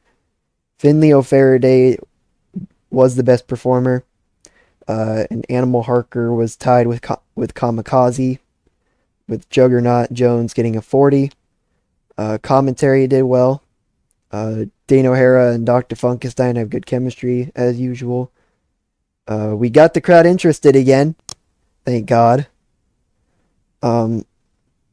Constance Phillips and Joyrider took on Electric Dreamer and Millie the Minx.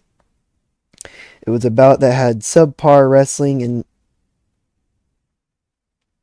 and non-existent crowd heat.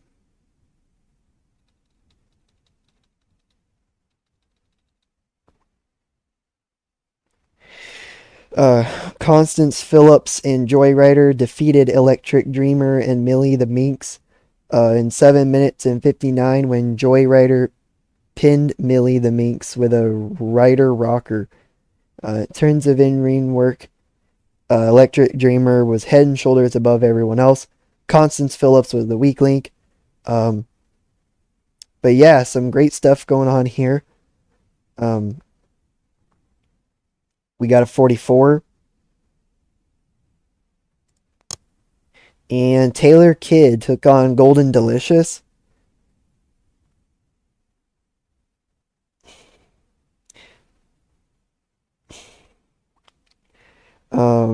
In a bout that had subpar wrestling and little heat, Taylor Kidd defeated Golden Delicious in 8 minutes and 53 by pinfall with a 450-degree splash. Yeah, pretty standard matchup there. Nothing too crazy going on. Commentary gave the match a boost. Wild Red Stallion took on Buzz Reed in a match that had subpar wrestling and little heat. Wild Red Stallion defeated Buzz Reed in 7 minutes and 41 by pinfall with a Lakota Cutter.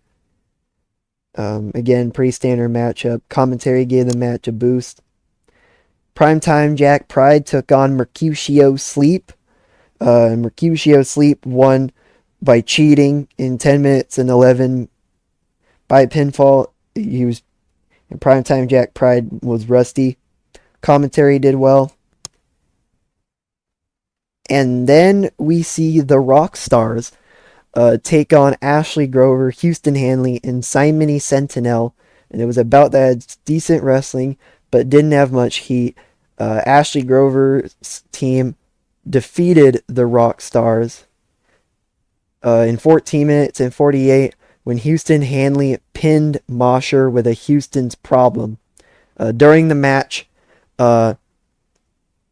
Mosher is about ready to tag in Rain Man as Stan Mana was downed from a move that Simony Sentinel did.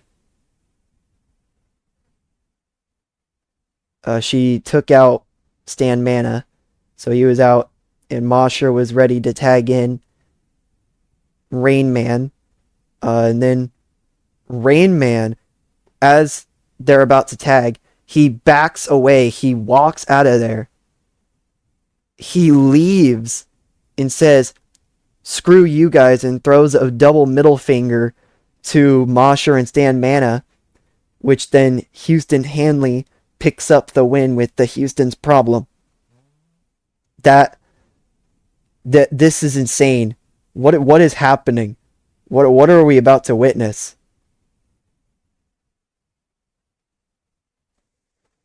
And Allie Perks was back already outside of the arena.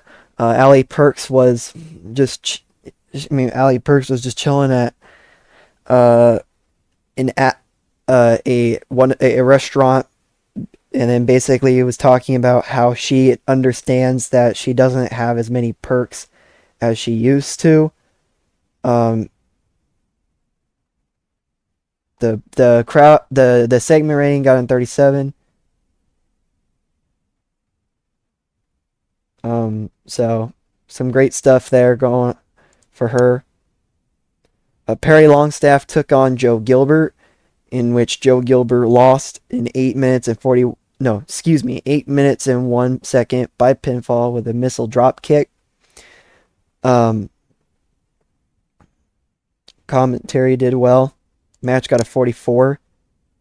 And Rain Man was backstage after causing the Rock Stars to get the loss and said, "Screw this.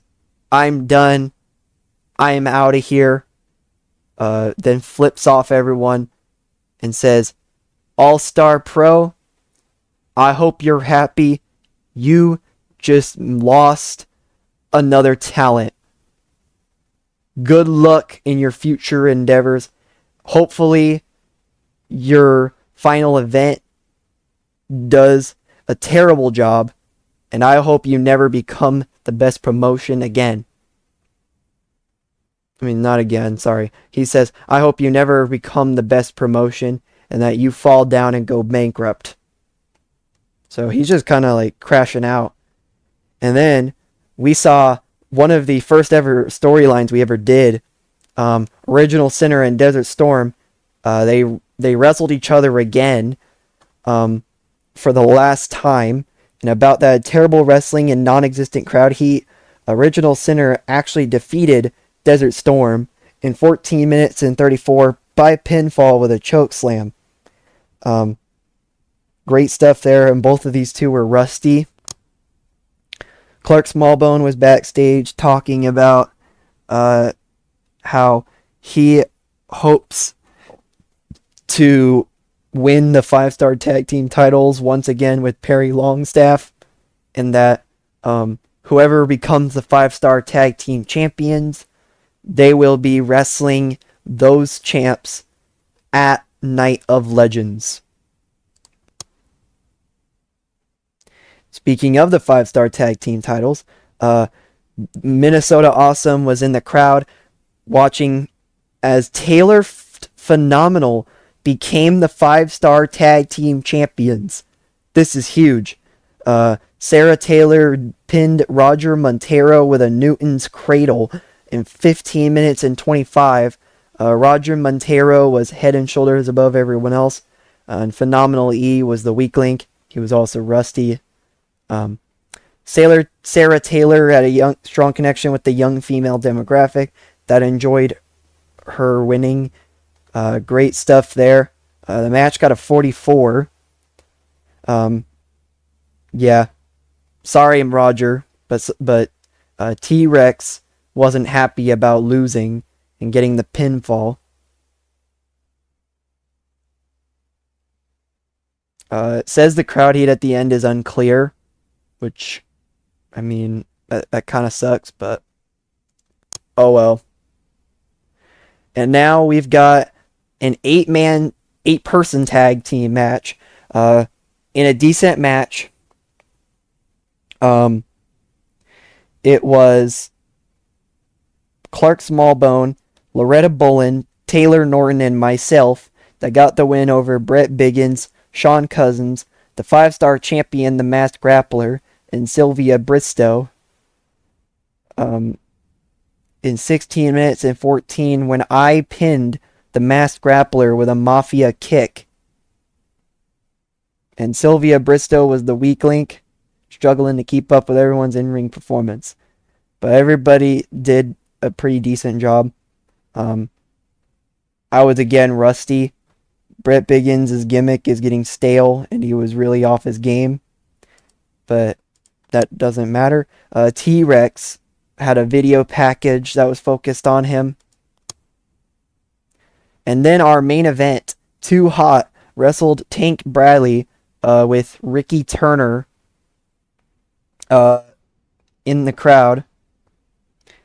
Basically, just watching and seeing what will happen between Too Hot and Ricky Turner. Too Hot got a win at 62. That is insane. Too Hot got a 62. Too Hot is going crazy. And he was also rusty still. Imagine what he'd be able to do if he wasn't rusty. Wow. The match got a 50, which is pretty awesome. Creative finish was a success, so that definitely helped. The performance of Too Hot stood out as being good. And Tank Bradley apparently needs shorter matches, which only going for like 12 minutes and you're already steamed. That's not, yeah, that kind of sucks, but oh well. We gained some popularity. We got $776,155 in profit. So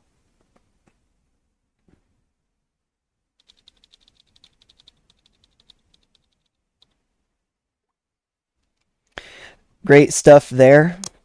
And yeah, we did gain popularity. Um, so pretty good, pretty solid stuff there. As we head towards um, our very last ever event that we'll do here in TEW 9 on our road to international. This is the make it or break it. If we somehow screw this up, then I don't know how I'm going to be able to recover.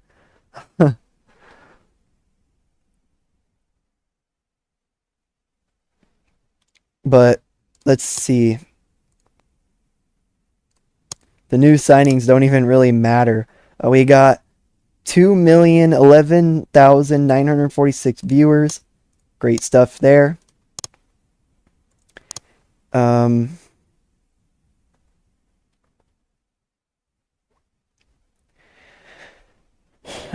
and yeah, now we're just heading towards Night of Legends 4.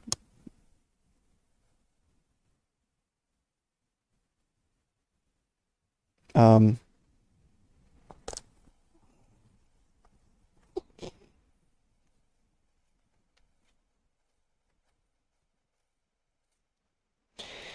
as hopefully um, we get some changes taking place. Hopefully, we finally get to Titanic. Did I say international? I meant Titanic. I'm getting my games mixed up. I'm also doing uh, two different series in WMMA 5. Um, so that's why I got confused there. Um,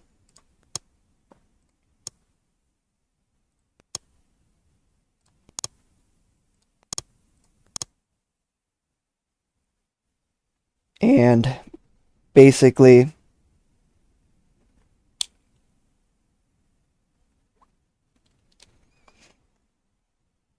um, it's just kind of hoping that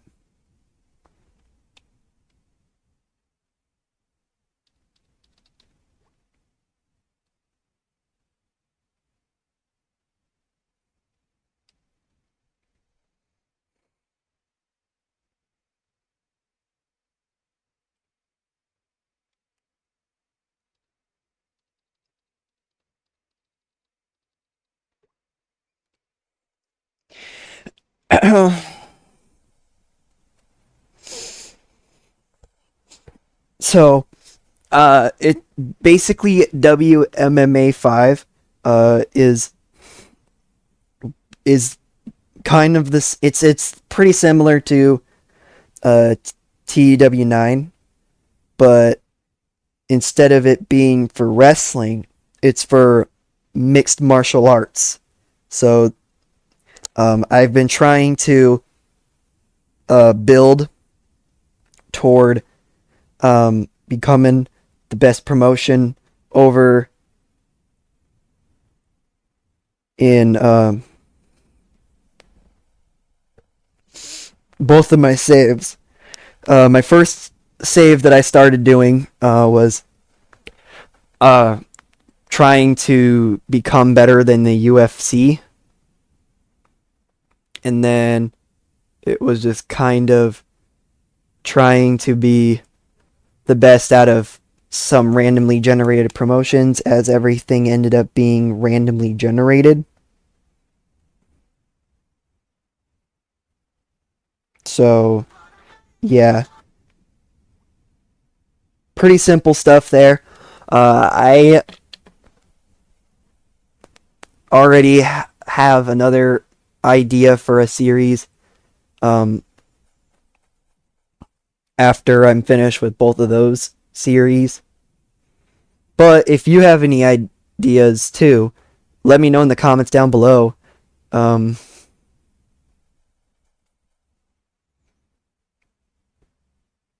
I'm always open to trying new things. Or if you guys have any suggestions on, like, for example, on one of the saves, I'm currently on, I think, high level national in popularity. If you guys have any tips on me booking shows, feel free to shoot me up, and um, or if you just want to talk about any of the fighters or any or just any really anything in general, don't be afraid to. I'm open to having a conversation about anything related to my videos, anything related to mixed martial arts, anything related to boxing, pro wrestling, any of those types of sports, combat sports, uh, or just in general. Like if there's a meme you guys are enjoying, um, uh, feel free to talk to me. I'm pretty open. I'm a pretty open book for the most part. I'm always open to hearing more stuff, and I'm always open to discussion with people. Uh, so yeah, always feel free to shoot a comment down below if you guys want. And if you have been enjoying my series that I've been doing for WMMA 5, and if you enjoyed the series that I am now finishing up here at TEW 9, don't feel free to leave a like if you want. I'm not gonna like try and be like, oh, leave a like, hit the subscribe button, do it, or your mom hates you. Like, I'm not gonna do that. I'm not that type of guy. But if you enjoyed it, leave a like. If you want to see more content, you probably won't really see much unless you hit that subscribe button and turn on the notifications. But I'm not gonna force you. This isn't me trying to like get people to subscribe to me. I mean, I would like to have views, more views. I'm not saying I don't get views. I know I get views, but I'd like more. But the fact that I'm still at 16K or however many subs I have, right now, it's insane. I'm surprised I have so many subscribers still, with this journey, and with my long hiatus. So yeah. Anyway, again, let me know what you guys think in the comments down below. I'll be right back as we're at the eternal loading screen.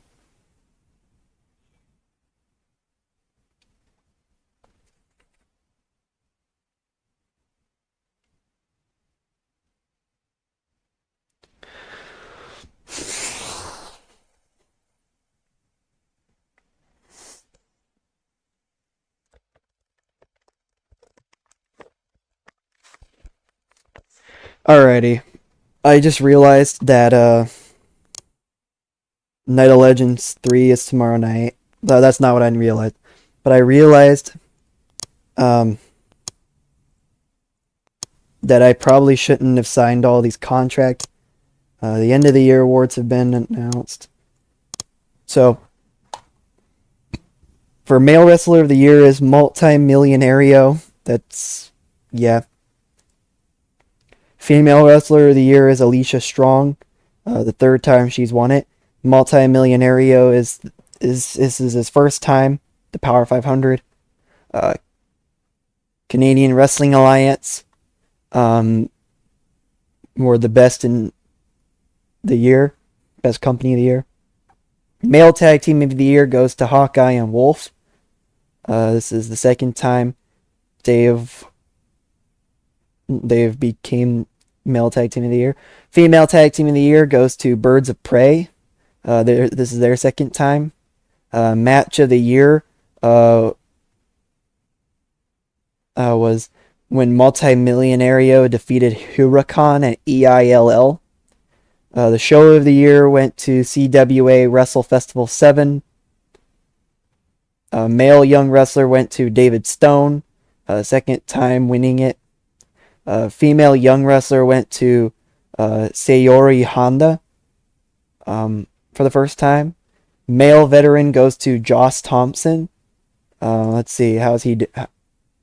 Is he is signed to a contract. Female veteran Jillian Jarvis. I think this is her first time winning it. Yeah, for the first time. Joss Thompson's first time as well. Most improved company goes to us. That is insane. Male independent wrestler goes to Orange Tsuchi. Female independent wrestler goes to Miwako Katsukawa. Male manager goes to Anselm Briggs. And female manager goes to Dulce Moreno. Male play-by-play is Sean Dokes. First time doing so. Female play-by-play is Peyton Slater. First time doing so. Steve DeColt is the male color commentator of the year. His second time doing so. A female color commentator goes to Emily McQueen. Her fifth time doing so. Male referee goes to Rob Perkins. I believe his first time doing so. He signed with USPW. Female referee goes to Erin Lawrence. I think her first time doing so. Also with USPW. So, yeah. Let's take a look at the awards for 2024. There was none for male wrestler of the year. Coco Malloy was the female wrestler of the year. No male young wrestler of the year. No female young wrestler of the year. There is no female veteran. Match of the year went to the Masked Grappler and Clark Smallbone, which is also still the best match of the entire save. And the card of the year, No Time to Say Goodbye. That makes sense. Dane O'Hara was the 2024 play-by-play commentator and color. The referee of the year was Gregory Chapman. Peyton Penn was the female referee for a second time. So yeah, some great stuff there. Let's take a look at the top 100s. The top 100 events. No Time to Say Goodbye was the best event we've done. And hopefully, Night of Legends will live to tell the tale. Yes, the Masked Grappler and Clark Smallbone was the best match we've done. And No Time to Say Goodbye had the highest attendance, with the highest pay-per-view buy rate. Frenzy 15 was the highest TV rating. Frenzy 15 was also the highest viewership we've done. And we just hopefully now go on to Night of Legends 3. Hopefully we can shatter some of those records again. And hopefully we can get Night of Legends to bring us to Titanic. So we shall see if that's what ends up being the case.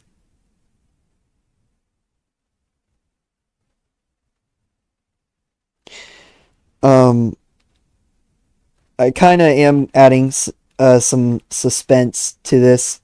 I am kind of doing this on purpose, but at the same time, I just kind of want to show everything off before we hopefully go out with a bang for All-Star Pro.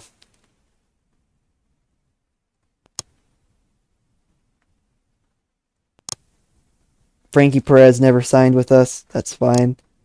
I could probably sign Frankie to a one night type of thing. Where does Frankie Perez work?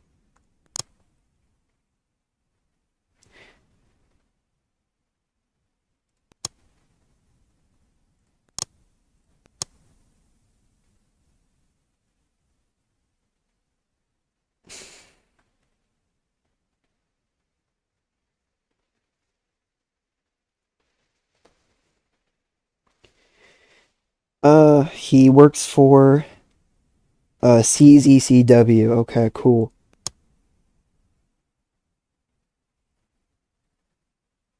Where is that? That's alliances. Companies. Um,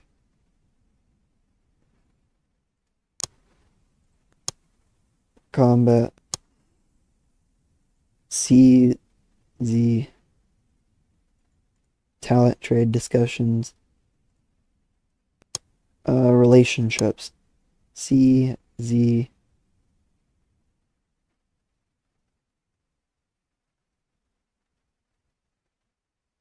Coastal zone.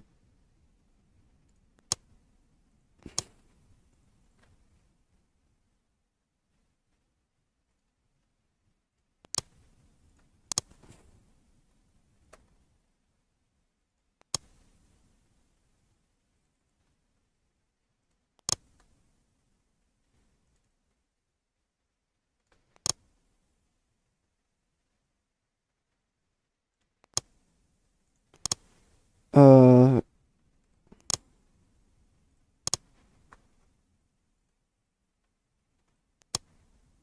we're already in an alliance. Dang it. Okay, never mind.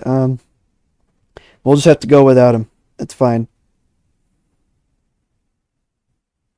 Let's bring their ticket price to premium.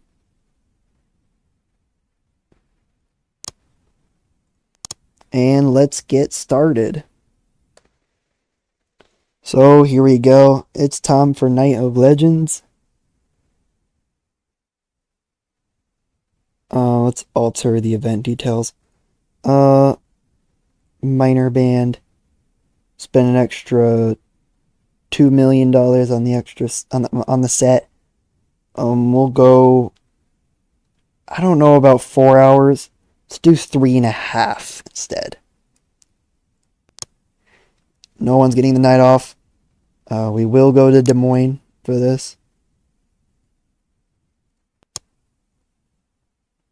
We were set to have about 2,000 people. That's insane. Let's go to pay-per-view network. Booking team meeting. 166 creative energy. Character idea. Likely to succeed on Roger Montero. Angle idea. Oh, whoops. Angle idea. Near certainty on anyone. Creative finish. A near certainty on anyone. Perfect. Concepcion Gomez wants to wrestle Cool Beans. Andres would like to be backstage. Pre-show training drills. MMA and Texas Hangman are apparently now dating. Ryan Turner and Clarence Garcia got into a huge row. Okay. T-Rex and has been talking to Rowdy Ryan Robertson, and there's some degree of influence. LC Robinson has a creative finish. And let's inspire. Everyone's fired with anticipation. We went from 44 to 46. We can easily go up at Night of Legends. And I will book the main event where the masked grappler will be wrestling myself for the 5-star championship.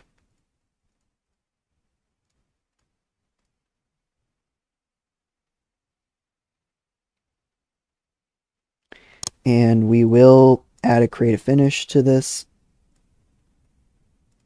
Likely to succeed a near certainty.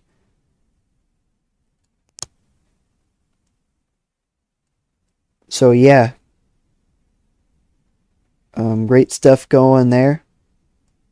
We'll make this a spectacle.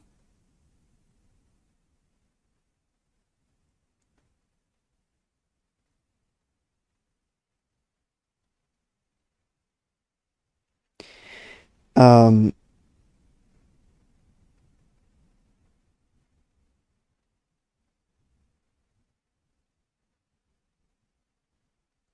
So yeah, let's get into it.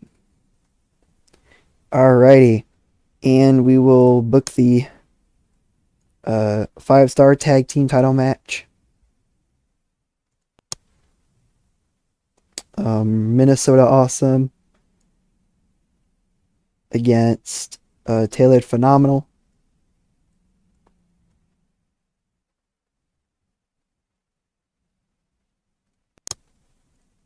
Five-star tag team titles. We'll put this at 15.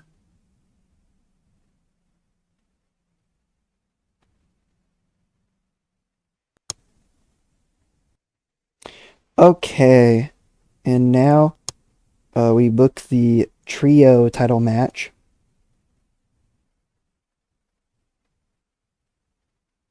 Who are the trio champs again?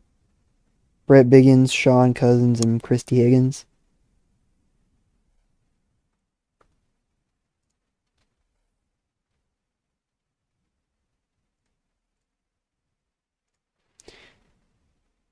Versus Black Diamond, Wild Red Stallion, and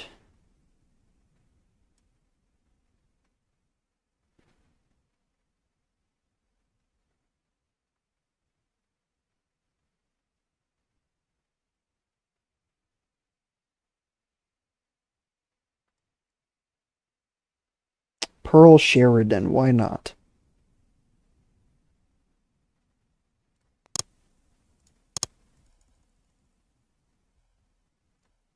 Making this for the trio titles.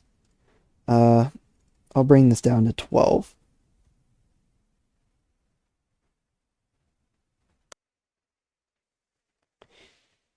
We're taking. I finished booking the show. Taking a look at Roger Montero right now. He has a creative idea, so I'm gonna see if it works. It was a success, so that should help him out. Moving this along. Let's see.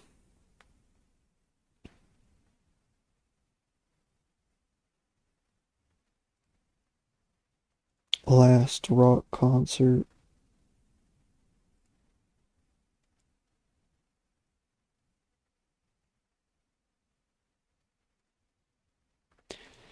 Rock stars rock on.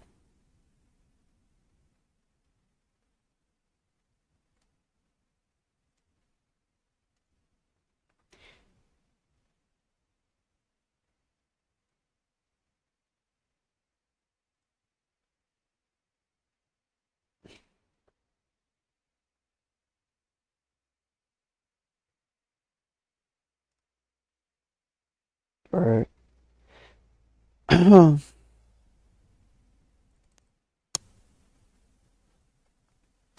Let's do this. It's time for Night of Legends 3. I'm very excited to see how this will go. I'm also nervous because I really want to go out with a bang. But if that doesn't happen, then yeah, that it's a little scary. But let's do it. The All Stars Trio title match will start off the show. It was about that decent wrestling but non-existent crowd heat. Concepcion Gomez, Animal Harker, and Juggernaut Jones defeated Leon Genji, Madi Kuroda, and Jimmy Stratosphere in 12 minutes 20 when Juggernaut Jones pinned Lion Genji with the pounce. They are now the All-Star Trio champs. Lion Genji was the best out of everyone, so him getting lost was kind of unfortunate, but it's okay. Concepcion Gomez was rusty. And we have one last encore for the fans as Dane O'Hara interviews them, asking them a bunch of questions. And they say that they'll have one last encore in a triple threat match against each other. and that will take place soon. But first, Next Gen will take on Doc Hammond and Mercutio Sleep. Doc Hammond got a 69. My God. But Next Gen defeated Doc Hammond when Joe Gilbert pinned Doc Hammond with a face-off. The performance of Doc Hammond stood out as being good. Yeah, Doc Hammond wasn't happy about losing to Joe Gilbert. He was very furious about it. But I'm okay. I don't really care because this is our last show. So. And then we saw LC Robinson take on the leader of El Inferno Horde, that being Queen Amazon. It was about that terrible wrestling and non-existent crowd heat. LC Robinson defeated Queen Amazon in a huge upset in 10 minutes and 4 seconds by pinfall with a golden dropper. The creative finish was a failure. That's unfortunate. LC Robinson was really off her game. LC Robinson was rusty, and the match cooled the crowd a little.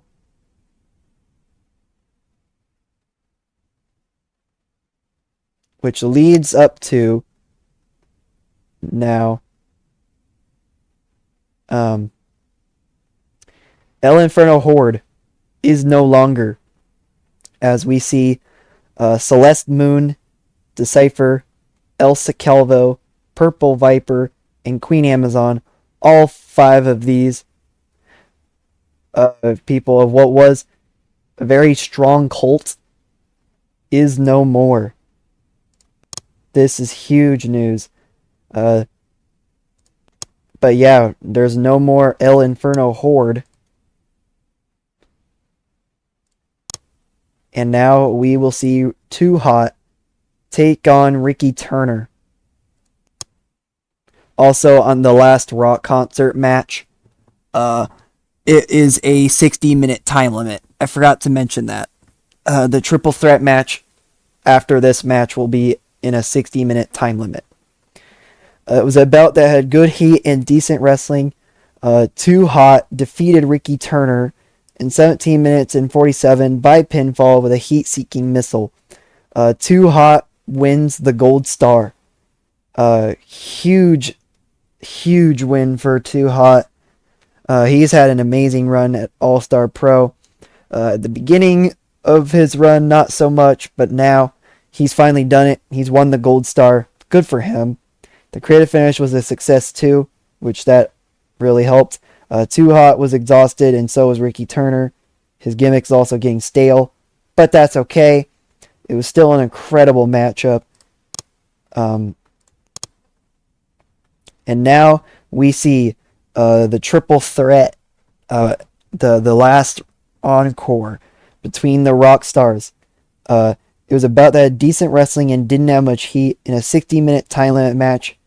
Rock and Ryan Turner defeated Stan Mana and Mosher in 58 minutes and 39 seconds when Rock and Ryan Turner pinned Mosher with a 6-string shooter.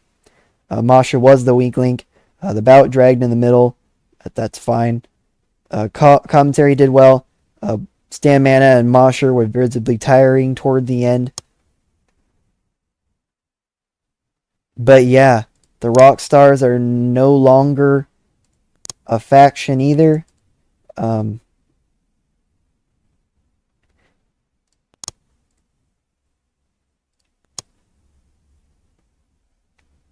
As we now go on to Roger Montero and Danielle Sweetheart, in which Roger Montero actually defeated Danielle Sweetheart.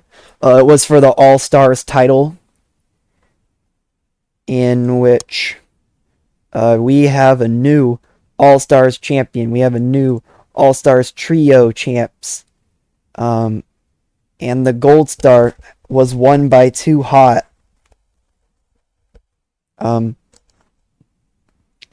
MMA was the first one to win it, and Too Hot is now the second person to win it.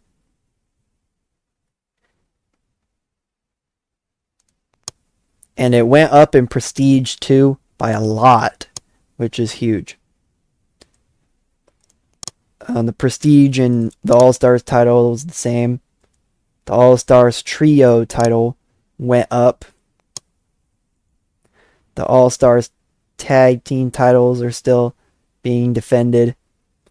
The 5-star title still being defended. The 5-star Tag Team titles are still being defended. And the Trio titles are still being defended. That will be all taking place next. Our All-Stars Tag Team title match is actually up next, when Lily Rose takes on the newly made team of Jurassic Hangman's Tail. And Jurassic Hangman's Tail became the the All-Stars Tag Team Champions, in which T-Rex submitted Kate Lily with a Jurassic Crush. Texas Hangman sustained a fractured cheekbone. That is unfortunate. The match was designed to tell a specific story. Jurassic Hangman's Tail win the All-Stars Tag Team titles. Kate Lily carried the match, but some great stuff there. Unfortunate for Texas Hangman. And now, in normal fashion, Joe Gilbert has Next Gen come down, and they huddle, and Joe Gilbert then says, "Great job with everyone. We've all done a great job. Me and Golden Delicious, we got the victory. Danielle Sweetheart, it was unfortunate you got the loss, but the important part is that we had fun and we worked together as a team, and now we'll ride off into the sunset." And then there's just like a video of them just walking towards the sunset in kind of like a comedic fashion. Is kind of what that is. So yeah, Next Gen is no longer a faction either. And now we go to the Trio title match. Brett Biggins, Sean Cousins, and Christy Higgins take on Black Diamond, Biggins, Higgins, and Cousins versus Diamond, Black, Red, and Pearl. It was about that decent reaction from the crowd, but subpar wrestling. Black, Red, and Pearl defeated Biggins, Higgins, and Cousins in 11 minutes 47 when Wild Red Stallion pinned Christy Higgins with a Lakota Cutter. Christy Higgins was head and shoulders above everyone else, which is unfortunate, again, that she lost. Pearl was rusty. We got a 47. And we saw Tailored Phenomenal defend their 5-star tag team titles up against Minnesota Awesome. Minnesota Awesome became the first ever 2-time 5-star tag team champions. They win the belts in 15 minutes and 28 when Perry Longstaff pinned Phenomenal E with double flying elbows. Clark Smallbone was head and shoulders above everyone else. Phenomenal E was the worst. Clark and Phenomenal E's gimmick is getting stale. Phenomenal E was also rusty. And now we get into our main event in a bout that had superb wrestling and a decent reaction from the crowd. I have defeated the Masked Grappler in 19 minutes and 21 with a Mafia kick. This match was designed to be an engrossing, story-driven spectacle that was slowly built up through psychology and worked towards a dramatic conclusion, and that we did so. I have become the 5-star champion in our last ever match, and it got a 68. That is huge. And the show got a 59. That is absolutely insane. We had an incredible show. I am so putting over the Masked Grappler for an incredible work there, and we'll put over Queen Amazon for allowing the loss to happen. And we'll put over Mosher just because he's gone through so much. Praise for a great performance. Praise for a great performance. Praise for a great performance. The Masked Grappler seemed pleased. Queen Amazon seemed pleased. Mosher seemed pleased. Texas Hangman's injury isn't too bad. We did lose a crap ton of money. I saw that coming, though. I'm not really worried about it. And we do gain popularity pretty much everywhere. This is great stuff. But yeah, everyone, that's the end of the series. What did you guys think? I'll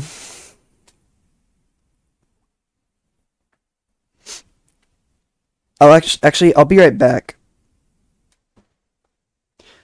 So, yeah. What did you guys think of the TEW 9 series that we did? Now that we are officially done.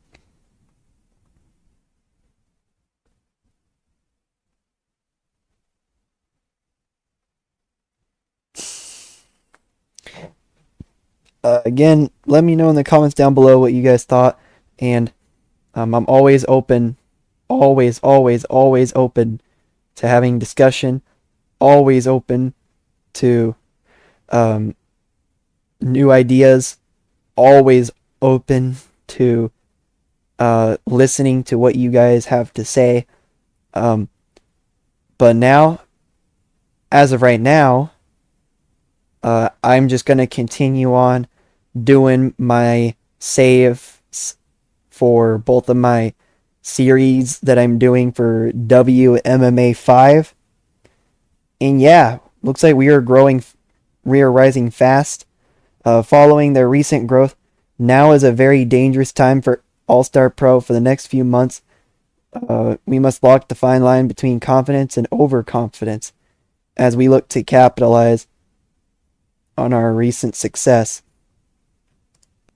But yeah, we're entering up the warming up phase. After achieving big, we have made it to Titanic. This is huge. People went to us. We got 394,205 buys for Night of Legends 3. Texas Hangman's injured. And yeah. It says ASP Frenzy 16 is tonight. That's not true. We're no longer doing shows. That's the end of the end of the series. Let's take a look though at our champions. The 5-star champion is myself. We will now be retiring the belt.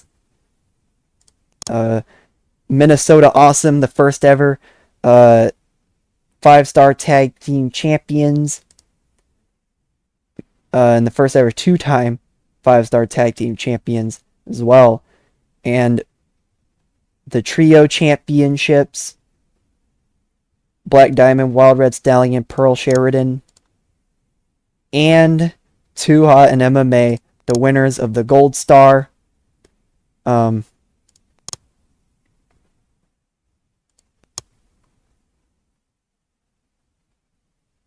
As we now take a look at the All-Stars titles, Roger Montero, the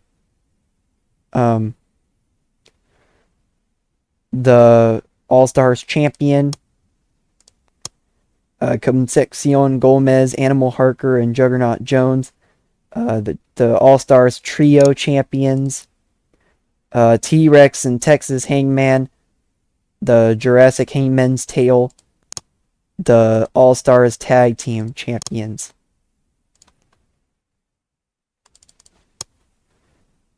And yeah, we are now the best in the world.